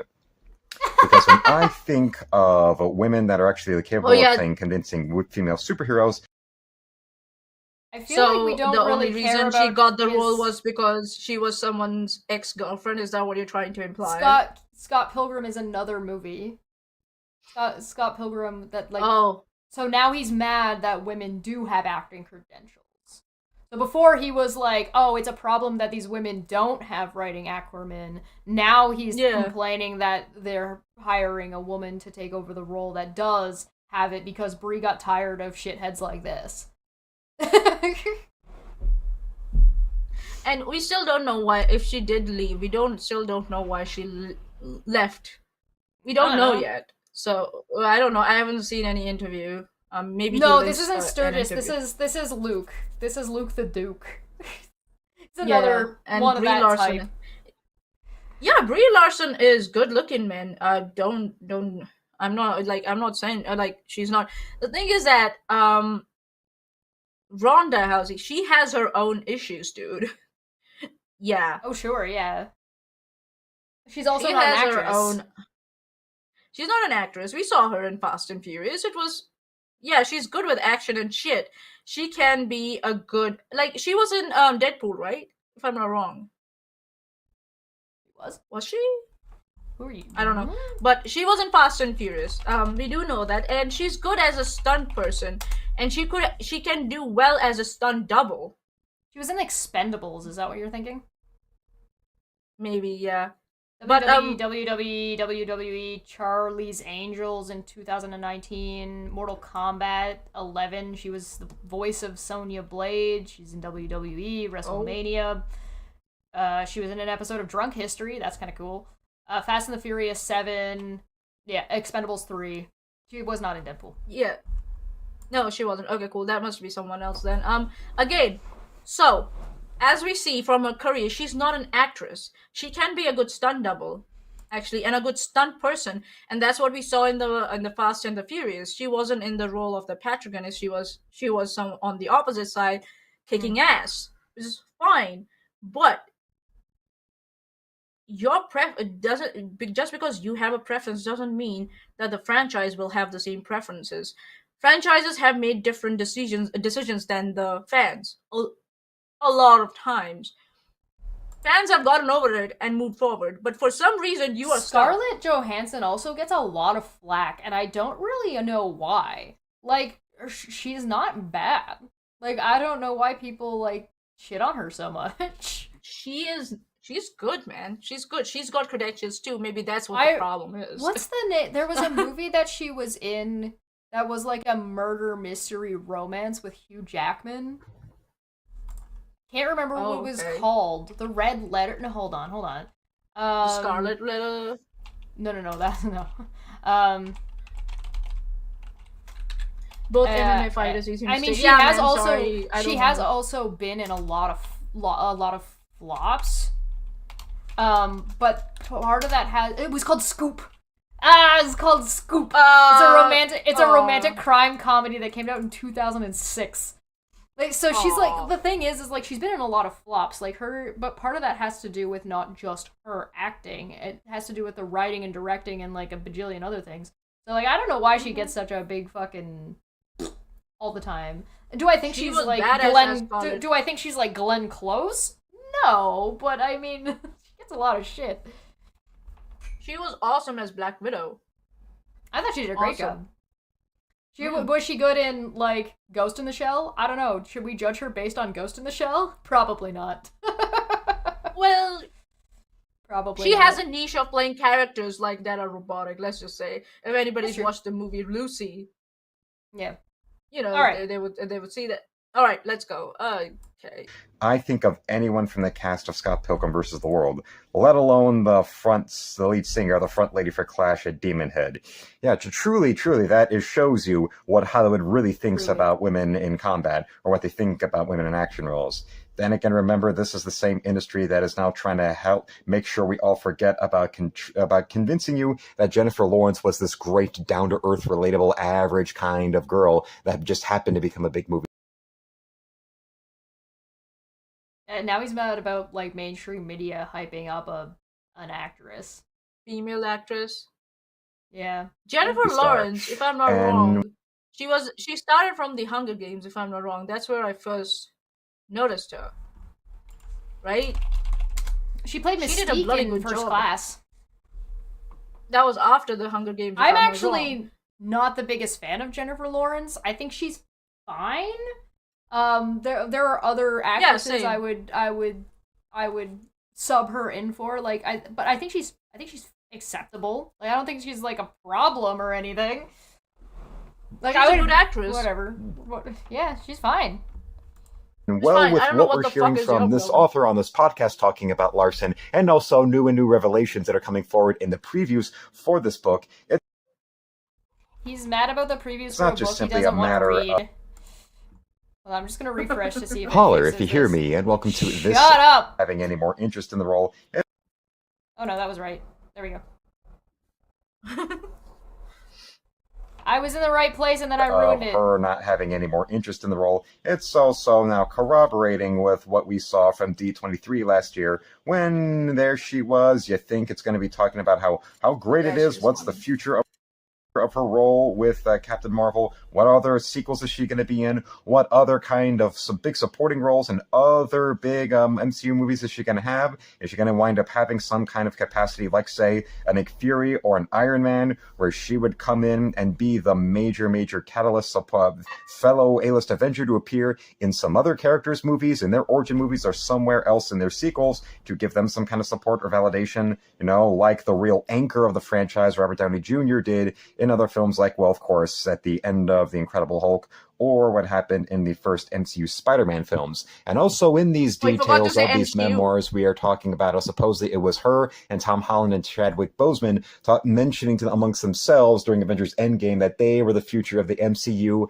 And of course, all of the quote-unquote controversies and toxic male backlash revolving around, you have this arrogant, sanctimonious little actress who is definitely an example of an insufferable nobody, to the point where even the anti-woke. You should not throw rocks in your glass house, Luke, if you want to talk about an insufferable nobody. I love how we just let him talk for a good amount of time and he said literally nothing. Yeah. And like, buddies over at Red Letter Media, we're still joining in the Captain Marvel review, bashing the hell out of Captain Marvel and making a running joke out of mocking Brie Larson. That is never, ever a good sign. So are you saying you done screwed up. Hold on. He thinks that Hollywood decides what they're gonna do based off of Red Letter Media.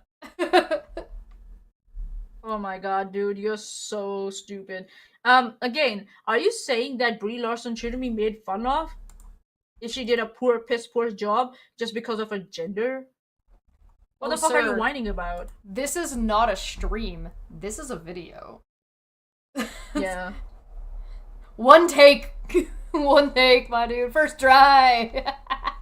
when even the red letter media boys are doing anything or making any statement that would get on the bad side of the YouTube algorithm. That is very, very much a big and bad deal for what the mainstream shill press looks like. And remember, these were the guys that were all gung-ho.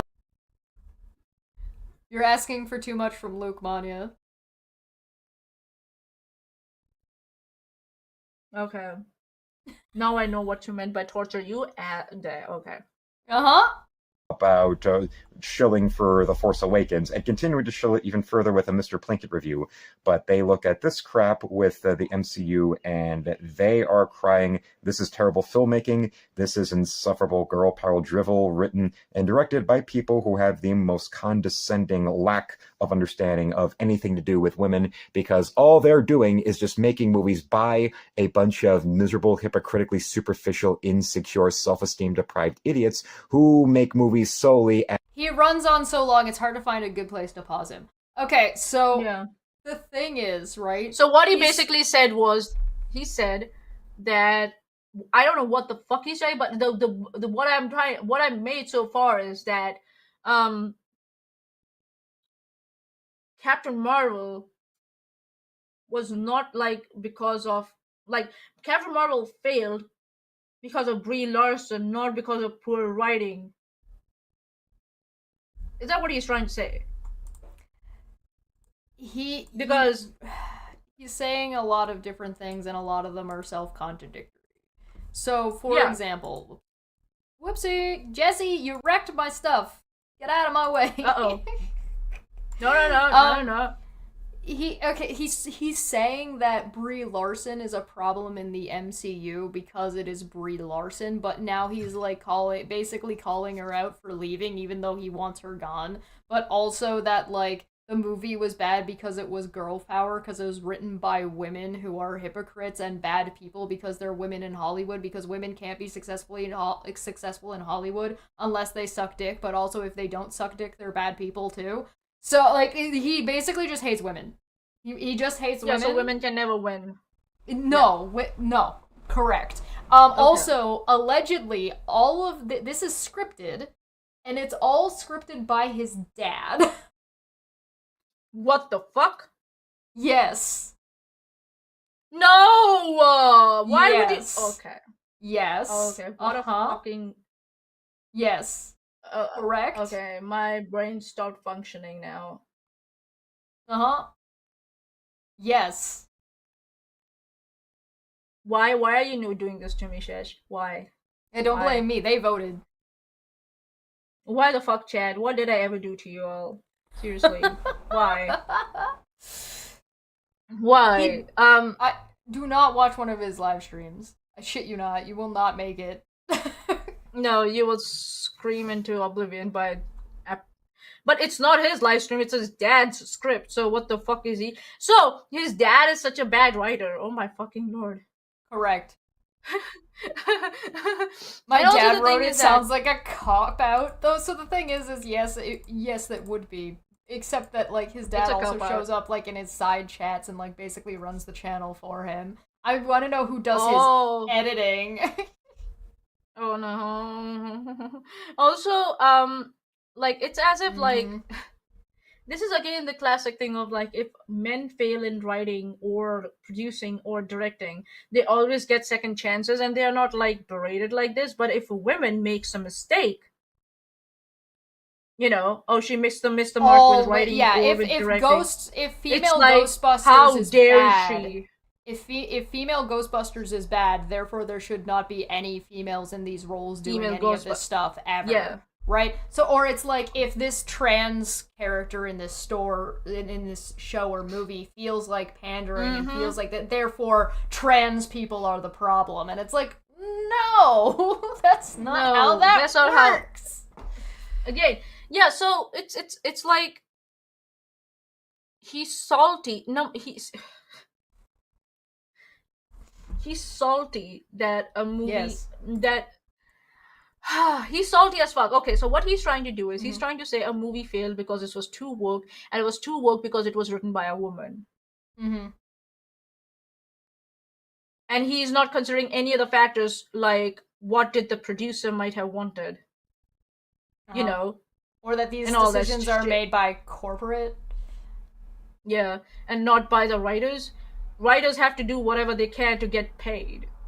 Does his dad trace the pictures for him? Maybe. Maybe because it always like comes like whenever he starts, the picture's already sketched out for some reason.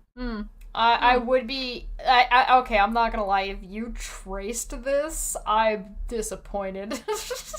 Yeah, this very is disappointed. not because you traced, because this is a very bad trace. You should be able to do better than that. The head to the shoulder ratio is freaking me Nah.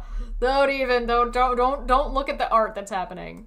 As a form of lashing out at anybody that they think wronged them in their life, whether it's them not having the good-looking boyfriend or the cheerleader girlfriend in high school, whether it's them not being friends. The projection is very strong. With the dad that walked out on them, or it was really more like the cheating, self-absorbed mother who then filed for divorce and was just handed custody, despite being a really, really terrible, unfit mother who then used her children as a way to get back at the husband who... He's off into the weeds of some hypothetical as to what's wrong with all the women ever. Women either have daddy issues, or they're an abusive wife who took and like gold diggers, or they're like Machiavellian, but they're also too stupid to ever have been Machiavellian. Yada yada yada yada. Dude, can you pick a lane? He's trying. Okay, so what he's trying to do is this was a type of old school YouTube video styling, right? What he used to do. Yes, these are his dad's crusty old pornos. Correct. He got these old Playboys from his dad. So no word on where this kid's mom is, by the way. No, I have no idea where the mom is in this scenario. Maybe she left to go buy milk. I don't know. But his projection is. I wonder why.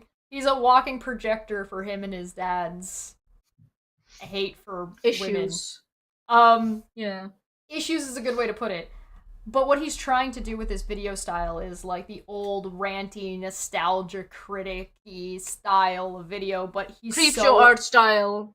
Right, but he's so off in, like, left field that it's impossible to, like, it's not cohesive, and it is entirely counterintuitive, or it's, like, contradictory to his own point. So by the time he's done the video, he's gone, like, here, he's lapped himself, like, 3 times with an opposing point. Yeah, so it's, like, what I can make, like, now finally I can get my brains together, because this fucking thing fried the fuck out of them. He's mad that women with credentials failed once or twice. To him, subjectively. Yeah, in his opinion. When when there already was no way for them to win in the first place. It wouldn't have mattered. Yeah. Because he complains about successful movies, too. He did a whole thing on the Barbie movie, right? And he's super fucking salty about the Barbie movie. And the acting, writing, directing, production, set design, everything in that movie's fucking hilarious. It's great. And it did incredibly well. And so he's still just as mad at that movie, so it literally doesn't matter. So it's like he looks for reasons to dish on women. Doesn't matter if they're failing or if they're successful. Oh, he just makes them up. He will legitimately just fabricate. That's what he's doing with this whole rant on. He's just fabricating reasons to hate women who are doing something he thinks he can do better, but he obviously can't. What does, like, women seeking alimony or custody of their children in divorce cases have to do anything to do with this? Nothing. Zero things. Nothing. All 0 things. But I guess, how long is the video again, sorry? 11 minutes and 34 seconds. We are 5 minutes and 30 seconds in. What's the minimum for a video to have ads on it? 10. Yeah, I wonder why all this bullshit isn't there. Well, there's so much random nonsense. I don't know, couldn't tell you. Yeah. Dared to not give her everything she wanted, like some kind of low-level equivalent to an Amber Heard. And with our little lady Bree, we've got another example of, here was your typical other, California, bony white girl, who then goes into show business, goes in very, very young, and what was the... Brie Larson is thick, but you see the amount She's of thick muscle as. weight she put on for Captain Marvel. I don't blame her for not wanting to work on it anymore if that's actually the case, for just putting up with a bunch of nonsense for a film that should have done better than it did because of factors outside of her control. Like, I do not. And then having to deal with whiny little piss ants like fucking Luke over here. Yeah, and like, I was actually happy with the fact that I think the Scarlett Johansson said that, I don't know if I should be happy, but she had a choice. She was pregnant in one of the movies, if I'm not wrong. Yeah. But she was still shooting, and so was Gal Gadot. So it's like the Hollywood is now getting used to the fact that there will be female leads who will fall pregnant. Oh, that was a thing in Malcolm in the Middle. There's a whole like section of like season 3 where the person playing the mom was pregnant, and then they had to have an excuse for her not to be there for part of a season, and they sent her on like a business trip or something in show because she was pregnant. Yeah, I couldn't make it earlier. Someone summarized what has happened so far in one word. Boo-hoo, boo-hoo, women. The best she could do before they briefly tried to go, and because of her Oscar-winning performance in the movie Room, try and invent her stardom as some kind of imitation Jennifer Lawrence, right down to the point. They think because she won an Oscar, but that's not good enough. So she's just copying Jennifer Lawrence. She still needed stardom to be generated for her. I thought getting an Oscar automatically does that for you. And the credit goes to the person who got the... I think so, Jennifer Lawrence. I don't know if she has won an Oscar, but she has won some great Brie awards. Larson was also in Fast and the Furious, by the way. She was in Fast X. I'm not going to be surprised if she was. Gal Gadot was in Fast and the Furious, so... Hold on, I'm just gonna double check something real quick. Because he's really obsessed with Jennifer Lawrence. And I just want to double check, like... just general information. Yeah, Brie Larson is older than Jennifer Lawrence. Jennifer Lawrence was born in 1990, and Brie Larson was born in 1989. So Brie Larson's got a year on her. They both are younger than me. Fuck my life. Oh yeah, definitely. They're around my age. I'm a grandma. But like, has Jennifer Lawrence won an Oscar? I don't know. Brie hasn't she? She got Best Actress in 2013. And Brie Larson got, for The Room was 2015. So 2 years later. So, what's the problem again?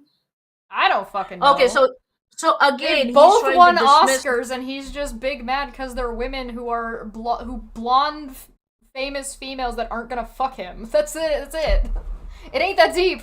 They're not gonna fuck his dad either. Because his dad wants to apparently, I guess, fuck women half his age because he's a gross old man. I don't know. So, female white women, blonde women, winning Oscars, all definitely did not win the Oscars based on their own performance and hard work. No. And whatever... There's definitely not a racial problem that goes on in Hollywood either, by the way. Yeah, but if they do win, and whatever stardom or whatever jobs they get afterwards were somehow not to their credit. No, because they're women.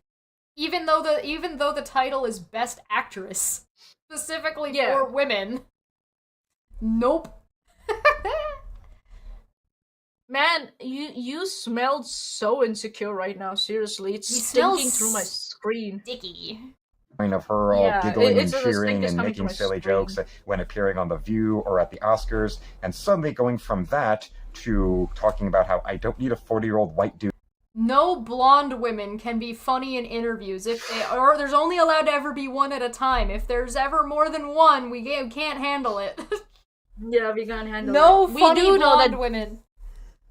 Yeah, I do know that Brie Larson did say that I don't need a 40-year white dude to tell me, like, what's this and that. Sure. I think so, maybe because of Luke's video, she had a point. I'm just saying. Maybe this is in the script because Luke's dad is mad because he's over 40. Dude, it Also, about a wrinkle in time. It wasn't me. all the promotional stuff that comes with a movie. A Wrinkle in Time was not Is bad. approved. It was kind of overhyped. Yeah, but it was good. I liked it. But I was, I agree that it wasn't like that. Didn't need that hype. It was good. If they hadn't hyped it that much, it would have done better, in my opinion. Yeah. People expected something different. Yeah, and also like whatever the promotional stuff happens, the speeches and all this stuff, it's not doesn't get approved by the writers. That gets approved by the producers again. And the marketing team. Right. So if she said that a 40-year, I'm not saying that she is not to be blamed for not saying, I'm not going to say that. But if she was encouraged in that direction, whose fault is that? I get it. Like, okay, people are salty that she said that. People are really, really salty. Maybe she was right. She was proved right. And here's a classic example. Right. Yeah. It's one of those things like, so she said that thing? Where's the lie? Where's the lie, though? Why are you so mad that this woman you're never going to talk to isn't going to take your opinion seriously? Yeah, and it's also like, there's this thing, you people, after a while, it can come across as cringe, like too much talk, like, I don't know if it's, anyway, there's too much talk around, like, feminism and all that shit. It can be cringe for some people. Doesn't mean that there's not an audience who doesn't enjoy that. And also, right, and what's wrong if she said that? I don't get it. Where's the lie? Made for them. What's well, the lie? Sorry, lady. You lie! What lie? 40-year-old white dudes, as you call them, to make it even more condescending. That's me quoting Red Letter Media right there. As opposed to what? What should I call you? If you're a 40-year-old white guy, what should I identify you as something else, or do you not like that you're being judged by your age and by your skin color because there is and your gender, because there happens to be this syndrome that I like to call old white man syndrome that is about an attitude that disproportionately is held by a particular group of people. Also, is it because it reminds you of your privilege and entitlement? Did you? How dare she point out that I am the one that I want her to be this way, and she says "fuck you"? Yeah, it's almost like he's telling on himself. Weird. Or his dad, I guess. And maybe hold on. Maybe she was baiting guys like you, and she got what she wanted. Maybe. Oh my god. Oh no. God. Luke got outsmarted by Brie Larson. Say it ain't so. Oh shit! Who could have foreseen this? Maybe it was the whole strategy of the Captain Marvel movie, that we are going to troll old white dudes who get mad on the slightest of the things. Well, they're gonna get mad and not watch our movie anyway, so let's make them talk about it and free shill for us. Right? Here we go, free promotion. Well, I don't know if they prefer this kind of promotion, but it is. And if a Disney movie is getting bad reviews from film critics, especially when the movie is built as an ego trip to worship Oprah Winfrey, maybe that's an example of you as filmmakers and your actors and your cast and your crew, your writers, producers, and all that. Okay, hold on a second. He's talking about the other movie. He's talking about the Wrinkle in Time. Wrinkle in Time. Oh, the Wrinkle in Time. Oh God. He's mad that Oprah played an important character. So he's mad that a white woman gets to do whatever she wants to. He's mad that a woman of color gets to do whatever the fuck she wants to, and get away with it in his opinion, I guess. Sure. Dude, why are you so miserable in your life? The movie that they made was not up to my standards, which are impossible as long as there's women to involved. achieve. If the woman if the woman is not a Fry character, then the movie is bad. Women are there to be rewards to be seen and not heard, and to be rewards for men. That's all he wants. Yep. also like April, I get it that people like Oprah. There have been some missteps that she has taken in the past, which is fine. She's allowed to make mistakes, especially with the fires in Hawaii. Oprah is not a perfect person. No, she's not. But that has nothing to do with Luke's fucking criticism. If his criticism of her was legitimate, we could discuss that. Yeah. That would require Luke to have... that would require Luke's dad to have 2 brain cells that he could rub together. Yeah, and I'm not letting him mind. No. No borrowing. You won't give them No back. borrowing. You won't give them back in good condition. Yeah, good condition, they'll be dead. When even those bought-out bitches are speaking ill of the film, and YouTubers mocking you on your duplicity or your entitlements or your insecurity is the only reason anybody ever even acknowledged that movie's existence anymore. The only reason anybody acknowledges Luke's channel is because people like to mock him incessantly. That's why we're here. So you mean I was right about baiting people like Luke? Yes. Correct. I'm a god. And that ain't a good sign, because that's about as much relevancy as its petition to replace Oprah with Manya. The director Ava DuVernay's ever had in these recent years. Then again, maybe there's a reason why in the world of Hollywood, for all of its talk about inclusivity, for all of the seal slap clapping they gave Brie over Wrinkle Time when it comes to wanting to only hear what teen women or teen women of color are saying. Maybe there's a reason, even with all of these scandals and all of the behind-the-scenes backlash with Brie Larson, supposedly getting into fights with her black and Islamic female co-stars, even though all her talk about wanting only teen women of color. It is legitimately, all over the place. He is all over the place with his accusations. Don't even try to look up what he's talking about. You'll never find it. It could be anything. I've gone looking before. So is he going... I watched his video and I went looking to see what the fuck he was talking about. You won't find it. Okay, this is again... So again, this is a section of the video where that dead air is being filled to make it past the 10-minute mark. Okay. This guy is basically a TARDIS. His head is bigger on the inside, but it's empty. No, don't insult the TARDIS. No, his head is not bigger in the outside. His head is small and it's empty. You do not get to, insult TARDIS. Nuh-uh. You know how complicated that machine is? It travels across time. That's why I said it was empty. It was an empty one. There's nothing in there. Can a TARDIS be empty? Can. Okay, I'm just joking. I'm joking. Yeah, his brain is empty. It turns out, what have you seen lately of that director? Oh yeah, she's just now pretty much become nothing more than a female Ibram X. Kendi who has some navel-gazing indie film that nobody's going to want to see, except for idiots at film festivals, and she is doing all... Except for all those people who look at film not as a Hollywood business and operate outside of Hollywood and do film for the sake of art, artistic sake, that is unrelated to the major media business. Except those people who study films. So, can we then just check out, holding? Yeah. So it doesn't mean that we can throw devouring work into a garbage can because it's all indie, isn't it?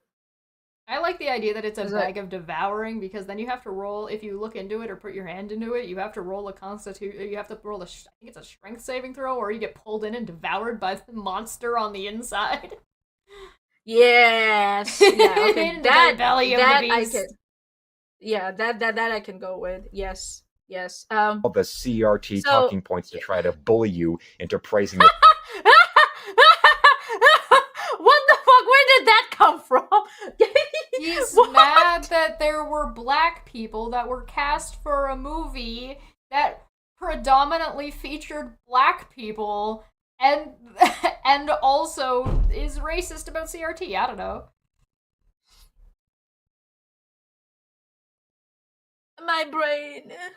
Yes, all except those people who like films. Correct. Yeah, like him? Oh, yeah. Only people who his dad hate filmmaking and don't know anything about it go to film festivals. I'd be curious to know if Luke or his dad have ever been to a film festival, because I would not be surprised to find out that his dad, like, failed in, like, this type movie of industry. making. Yeah. And, like, part of the reason why he failed is because he doesn't understand it. Oh, that's possible, yes. That's very possible. This and getting an Oscar contention. And guess what? It ain't really working like it used to when she was directing Selma, so ouch, ouch, ouch, in the same Hollywood that wants to show itself as painstakingly so woke, and yet we still are talking more about Brie Larson and her, whether or not there's going to be any future for Brie in the MCU is still more relevant than that black female director. That movie is a while old now, too. Yeah, it's like, what, 3 years old? The Wrinkle in Time? I think it's older than that. Yeah, but it's also 2018. like, 2018. Yeah, so 4 years, yeah. 5. 4 years. 5, yeah. Yeah, 4 or 5. Yeah, but the thing is, like, what the fuck are you going on about? What the fuck are you going on about? Shush. I don't know. Glasses. Blonk. The thing is like, he's not going about anything. He's just venting his hatred of women.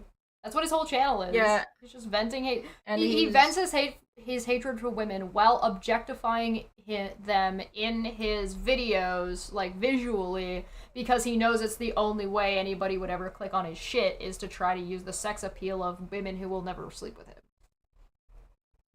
Yeah. And also ruining them. But, you know, whatever. Yeah. Almost as if Marvel and Disney and the rest of the studio system that goes towards this desperate ploy for getting ESG scores up so they can get more funding because they can't handle money anymore. Turns out they're all a bunch of duplicitous scum who actually only see minorities of various stripes as nothing more than cannon fodder. And this.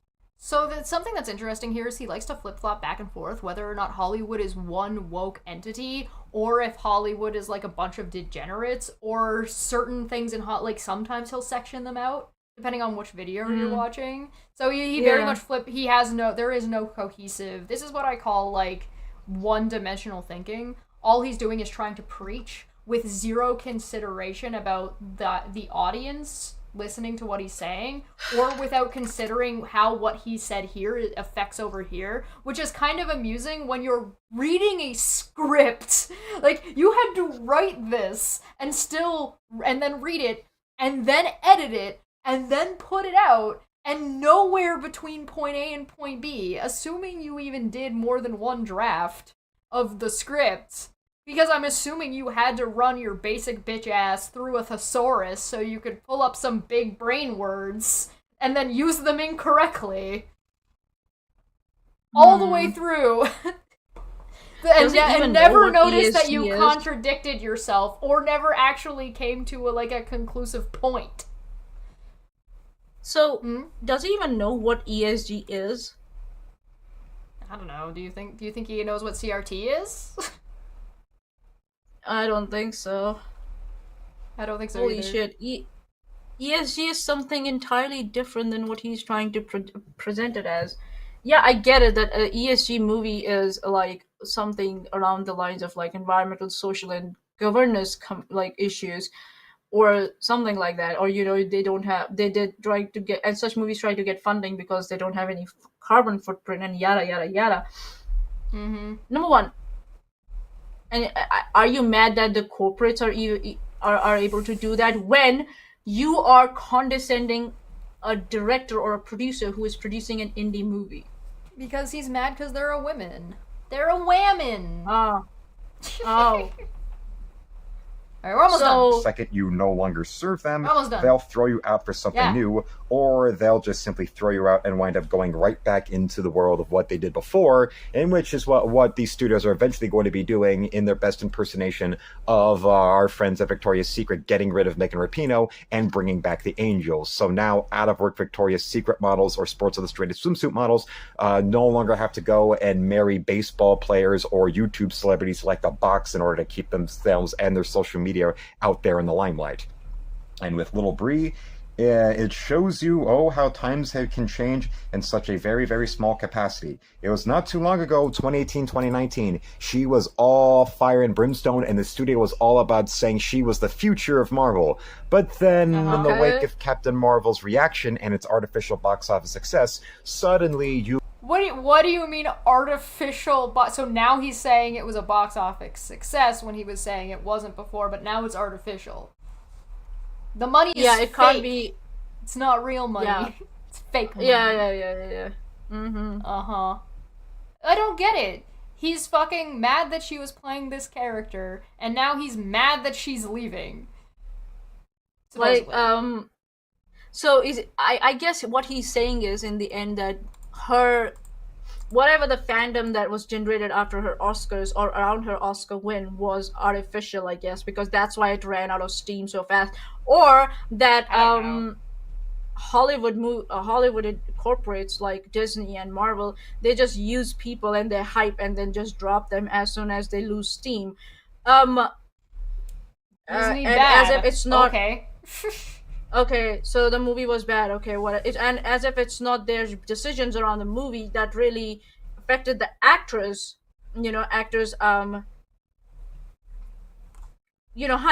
It does do that. Like, corporates make some decisions where movies do wrong, and actors do bear the brunt of it in the end. Yeah. They do that, and for some reason it's okay, you want to blame the corporates for that, but then also you want to blame Brie Larson for it, and the movie's director or the writer. Like, I don't get it. I don't get who are you trying to blame? Brie Larson is, well, he's blaming everybody that's a woman, and if there's a man who's responsible, it's because he's being manipulated by women, or he's a shill or a simp for women. So, like, it's everything is the fault of women. Vaguely, in some capacity. Vaguely? I'm just pulling it out of his arse. You got the Hollywood Reporter and Variety leaking information about, Mike they wound up reshooting the ending of Avengers Endgame into having one form or another, depending on the reaction to Captain Marvel. And it turns out the negative reaction to Captain Marvel and all the negative publicity building up to it, they wound up going with the alternative version, where Brie Larson does... It's not unusual for films to do more than one ending if they're doing something as big as that. And they sometimes do that. And they sometimes do that on purpose so the actors don't, like, snitch about the endings. Yep. And also... George Lucas did this in Star Wars Episode 1. Yeah. And also, does he even know what Captain Marvel character was, actually? In the comic books? I know that. I don't even read MCU comics that much. Captain Marvel came from is a superhero, but she's a dick. Yep. She's a self-righteous, pain in the arse dick. That's what she is. She's like... So was Steve Rogers for a while. Captain America. Yeah, he was too. But then his character was allowed to develop, but for some reason, it's okay, alright, in the comics, she was a dick. And that's what it is. That's what she presented it as. She was a self-righteous dick, and that worked. Yep. And that's what it was in the Endgame also. That's what the version of the Captain Marvels was produced. Like, if you see in the Endgame, she's like, oh yeah, you're not the only ones who need help. I'm out there helping everyone out there. So yeah, chill out. She is that. That tells me you've never read a Captain Marvel comic book, and I have not also. But I have researched into that character. Like, are you fucking kidding me? It took me, how much time? 5 minutes to figure out that she's a self-righteous pain up your arse dickhead. That's what she is, and it's okay. Yeah. A female character can be like that in a comic book movie. I don't know why it is like that. It's okay for Captain Rogers to be a pain in the arse, but not for Captain Marvel. God. Yep. Because women only have a very, very specific role, and if you're outside of that role, fuck you. Fuck you, yeah. Does come back, Carol Danvers does come back, but it's not her that puts an end to Thanos. It's the person that people actually liked and wanted to see, Robert Downey Jr. And what does that say about how Marvel started off? She was the one who stopped him from, snapping twice. Only one person can be the hero, Manya. Only one person can do it. You can't have a complicated story for Luke that's too much for his tiny brain. And that Scarlet, not Scarlet, Scarlet Witch, if I might dare say, that's what she is, right? Scarlet Witch nearly killed him and like ripped his armor off. Like it was a build-up where, in the end, it was able to facilitate Iron Man to do what he was supposed to do. The whole point of Thanos is that no individual was going to be able to beat him. That was the whole point. No. We was saw no that. Singular Avenger that was supposed to be able to beat him. It needed to be a team effort. That's why there's a team that was being made in the first place. Dear Lord. So what did he want? Did he want Brie Larson to like kill Thanos? Is that what he wanted? But that's not what the ending was about. No, because if that did happen, he'd complain about it and say that, oh, it was just a girl boss power move just to make this character look better than everybody else. Also, it wouldn't sit in with the timeline. Anyone could have gone to the past and like told him like, you know, you're gonna get snitched. So you need to change your strategy. And that's what happened exactly. In this also. Nebula was back in the time and she was interrogated, and that's how Thanos changed his plans. The only way to get rid of Thanos was to get rid of his existence altogether. He never existed in any timeline. Like, we as women sitting here understand that concept, and for some reason this dickhead doesn't.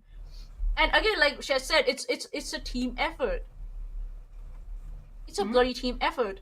And didn't he see that Brie Larson came, like not Brie, Captain Marvel came in and just took out the whole ship that was raining down like fucking lasers on everyone? You know, your Iron Man wouldn't have been able to come out in the open and confront Thanos if that ship was still up in the air. You fucking baka. We're in such a like dipshit territory that women Luke are has studying no grasp or understanding of what makes a good villain or even a good character. And like when you do a build up for a character like Thanos, what that entails and what that means like for a whole thing. Right? And we know that why like Robert Downey Jr.'s character did it, because in the previous movie, they hyped him up to be the one to do it for 6 movies beforehand. And in the previous movie, if you remember, it was Doctor Strange who said, there's in only one scenario we win. Yep.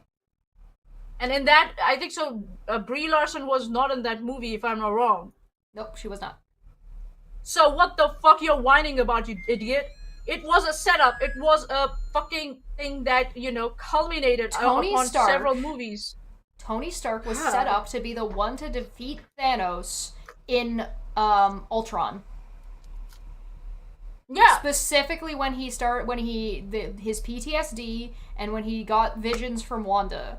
Those after the first Avengers movie, the very first one where they have the big fight where he goes through the wormhole and throws the nuke and sees all the shit and then comes down, that is Tony Stark needing to be the one to fucking do shit because he needs to develop out of his fucking narcissism. Because he needs to, and to be able to develop out of his narcissism and suffer through the PTSD to turn eventually into a full, well-rounded character. And to do that, it took them so many movies, because he's not the only one who develops like that. Steve Rogers develops like that in a different way. Bucky goes through a whole psychological fucking wheelhouse.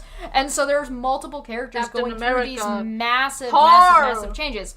But this is all too far beyond Luke, who's like, unga bunga, we need a person who knows how to punch things good because I don't understand what acting is.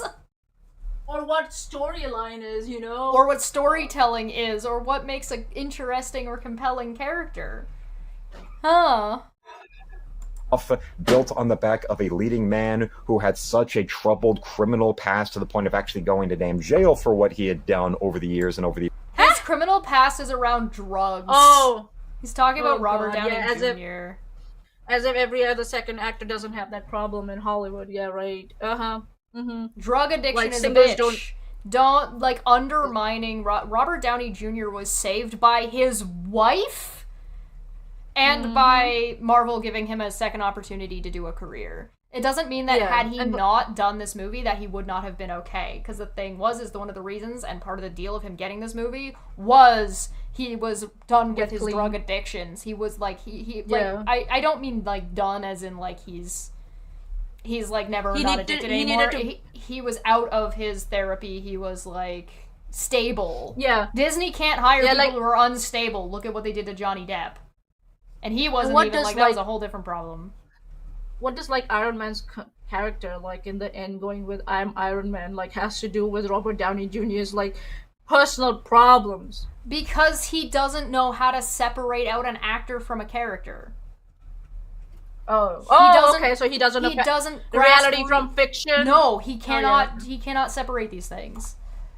Years again and again, but got sober and we were all forgiven, and he wound up anchoring the major movie franchise for the Walt Disney Company of ever since. Hold on a minute. Because of his wife. 1 and 2, is our Luke? Not our Luke. Sorry, no, he's not our Luke. Well, we're not adopting this man. Absolutely not. No, we're not. Is Luke saying that people who go through drug abuse don't deserve second chances? Yes. Okay. Robert Downey Jr. was an exception. Does he know Eminem? Like, he was addicted to drugs and it was John Elton who like got him out of his addiction and stuff and supported him throughout Elton John, yeah. Elton John. Yeah, okay, Elton John, everybody knows him. Okay. Yeah. So there have been many instances where a lot of actors, singers have been given second chances, and for this self-righteous asshole Johnny to Depp and Paul Bettany. sit there. Yeah. And we have seen that people who recovered usually have someone backing them up, holding them responsible. And for this self-righteous asshole Luke to sit there and say that people don't deserve second chances, so much though they don't deserve big franchises as second chances. Yeah, it's big coming from someone who made that's on the screen. You could also question about whether or not Iron Man would have been as good as it was if it didn't have a really good supporting cast. Yeah. Nick Fury. I think so. That was and Black Widow. And Scarlett Johansson in the second movie, Pepper Potts in the first movie. And Rhodey. Yeah. Also, hold on. Yeah. Keeping in mind that the Marvel franchise is building onto something that was already successful, by the way. And also, does he not know that how far these like movies and franchises are planned into? Right. At least till 5 years in the future, they're planning to. Why? Because they have to save money. They don't want unexpected costs to come on, so that's why. And that's why some actors are signed on for that long. Yep. God. And this is all, from my understanding, speculation about whether or not Brie is even gonna do whatever she wants to do. She could change her mind tomorrow. What the fuck she... Yeah. Right. And the fact that number one, we still don't know the reason she's leaving. If she's leaving the Captain Marvel. I mean, I didn't even bother to look it up, but we know we can't trust Luke's interpretation. Yeah, no, it's just like, who the fuck cares? Okay, we might have a good new Captain Marvel. Okay, sometimes shit happens. Sometimes actors not compatible with a script or role. Move on. Fuck. Since the late 2000s. And a lady like Brie Larson with no criminal records and no such personal issues of whatsoever, now in the wake of getting propped up like this by the MCU, is somebody who now is stuck there with her eyes bulging out of her face at the D23 saying, I don't know, does anybody want me to play it again? And that's not my opinion, I know I'm right. So thank you for watching, subscribe, check if you're still... I know I'm right. The last minute is just chilling. Yeah, he says that at the end of all of his videos. He says, holler if you hear me, and then that's not my opinion, I know I'm right. And he bases it off of fucking nothing. You're wrong. So wrong. Alright? And that's not even, what you spewed today is not even worth an opinion.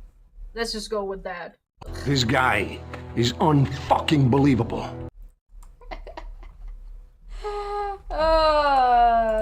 right. So we introduced Manya to Luke the Duke. My God, you guys, you're so welcome. You're so welcome. Do you like that? You like that shit? Maybe I would have if I was well. But I'm sick, so it's like my brain's like cursing me right now. Yeah, fair enough. I'm quite sure I would have I'd love to like dish on this guy more if I was not sick. But I'm holding on to the chat for this one. You knew I was sick. You fucking knew I was sick, and you made me go through this bullshit. I will remember this. I will remember this. Maybe next time we'll look at Shad's response to AI stuff, or maybe I'll just cover that on Tuesday. We'll see. Yeah, we'll see. You did so much bullshit going on. Yeah. Go to the Steve McRae video, alright? The swatting video. Look at the comments. It's like fantastic. Especially the guy, our furball. You know, just go and look at him. Look at his comments. It's like, and I know Padme has been a part of that discussion for last couple of days. It's hilarious. It's fucking hilarious. It's pretty impressive, I'm not gonna lie. So, yeah, an individual comes in, throws his weight around, condescends me and shit. Assumes he has weight to throw around. Assuming, pretends or apparently throws his weight around and is condescending to Shesh and I from the start, accuses Shesh of defamation, and expects us to respect all that bullshit. Yeah, I never got an explanation about what was defamation in that video, so if you guys gotta go and watch that and let me know what the defamation part was, I would love to know. Yeah, please enlighten Shesh what the fuck was defamation. And he doesn't get it that now I'm just trolling him for responses because I want more engagement on that video. And he's just going on. I go serious and then I go Trigglypuffs and then I go serious and I go Trigglypuffs. He should have gotten the message by now, but I guess no. He should have gotten the message from my response to him out the gate. But nope. Mm-hmm. Yeah. Anyway. So and he continued to be like condescending to us. We have been very nice to him, but when he like wouldn't relent, I was like, okay, fuck it, he's not worth it. So I became condescending back to him, and I started like putting Trigglypuff. You matched his energy, I think, is the way to put that. And then I told him that he should stop before he embarrasses himself further, and he threw it back. No, you're embarrassing yourself. I'm like, no, you. Yeah, right. No, you. And also the fact like he was proven wrong. Like his all his reasons and stuff didn't add up, and it was proven like thrice by me. And then he kept saying, oh, you don't know what you're talking about, and I'm just like, maybe you should go and talk to your transphobic buddy, who just admitted that there were several sheriff visits to his apartment in a live stream a couple of days ago. Yeah. What they were for, maybe we don't know, and maybe those were the domestic violence calls to his house. And that's what, and the likelihood of that was what popped on when his address was entered. This operator. Guy's BM's comments basically like get tossed the fuck under the bus by all of the fucking like response videos to this one video. Yep. By the way, nobody said it's not swatting. Still, it's all Chesh is right, but fuck her anyway. Yeah, because it was exposed that Steve was overreacting, you know, and for a moron to say, oh, you know, KJ goes around the internet screaming about it, but she didn't have the swatting experience. Overreacting, like, so Steve is allowed to have it nicely. Yeah. But Steve is allowed to overreact. He was screaming about swatting on the internet and on Twitter, and even made videos about that. And for some reason, KJ is not allowed to do that. The hypocrisy and the double standards here are astounding. It's just I guess astounding. now that Manya's opened this whole can of worms, which I was debating on if we were even gonna do, so I guess we're doing that now. So join us join us on Twitch. There's a link down below, and we'll go through the videos of the response videos and have a giggle. Yeah, it's not like we're going to. I don't think so. We should go through all of them because some of them are just like a couple of ladies just sitting there and just bullshitting and just gossiping. That's what it is. And I think so. Somebody's been demanding my attention.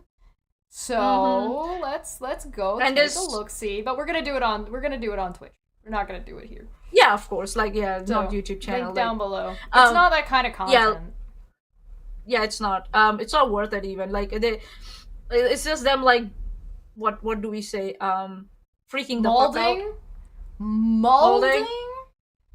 Over 15-minute videos. How many hours they have made now? 8 hours? 8 hours worth of live streams? For a 15-minute video? I stopped counting. You know? I stopped counting after this. counting. I stopped counting hours and was only counting stream number. I think we're up to 4. Stream number, so 6, I think so. 6 now? 6 or... Yeah. I stopped counting that too. Yeah. I put up everything on a drive, and Chesh is like, "What the fuck is this?" If you've ever watched like Drunken Peasants and watched Luke freak out, for example, that the Drunken Peasants were talking about him or looking at his stuff, it's that kind of content. It is live stream freaking out that somebody dared to mention them in a YouTube video, and they are just losing their absolute mind. And also, I have one last. We probably won't do it today, so we're probably gonna do that next week. It'll be next week. Yeah. And also, like, for someone out there who was like saying, "Oh, I didn't say that, but I didn't mean that." It doesn't matter what you said and meant. The impact of what you said matters. All right, and sometimes it's too late to take it back, and that's what you did when you said, "Oh, let's have a meet and greet." But I don't want to call it that. No, but I want to call it that. But and I we'll didn't talk about mean this that. more next I didn't week. want to. Yeah. Let's talk We'll about it it next week. It's just too much. Yeah, but it's like it's hilarious. You should go in. You can tell that Manya got her coffee and is like going now. Because we would have gotten through Luke's video, and then she got up, you heard her coffee machine beep, she got up, came back, and then now we're talking about the entire building of Thanos and the MCU. We would have been done at the 2-hour mark. An extra half an hour later. Well, you wanted me to suffer, then you suffer with me. That's fair. That's a simple rule. That is fair. We voted for this. This was democracy at work. Democracy, yes. Alright, we're gonna get out of here. Thank you so much for coming. We'll be live here Cheers, again. everyone. Manya will not be, but we will see you on Sunday for the tavern. So if you like news and all that kind of fun stuff, we'll be live at the tavern, and we'll see you guys in a couple of days. Bye-bye! Cheers, everyone. Hello. Welcome back to Don't Back Friday. Don't Back Friday. Don't Back Friday. It's going to be fun.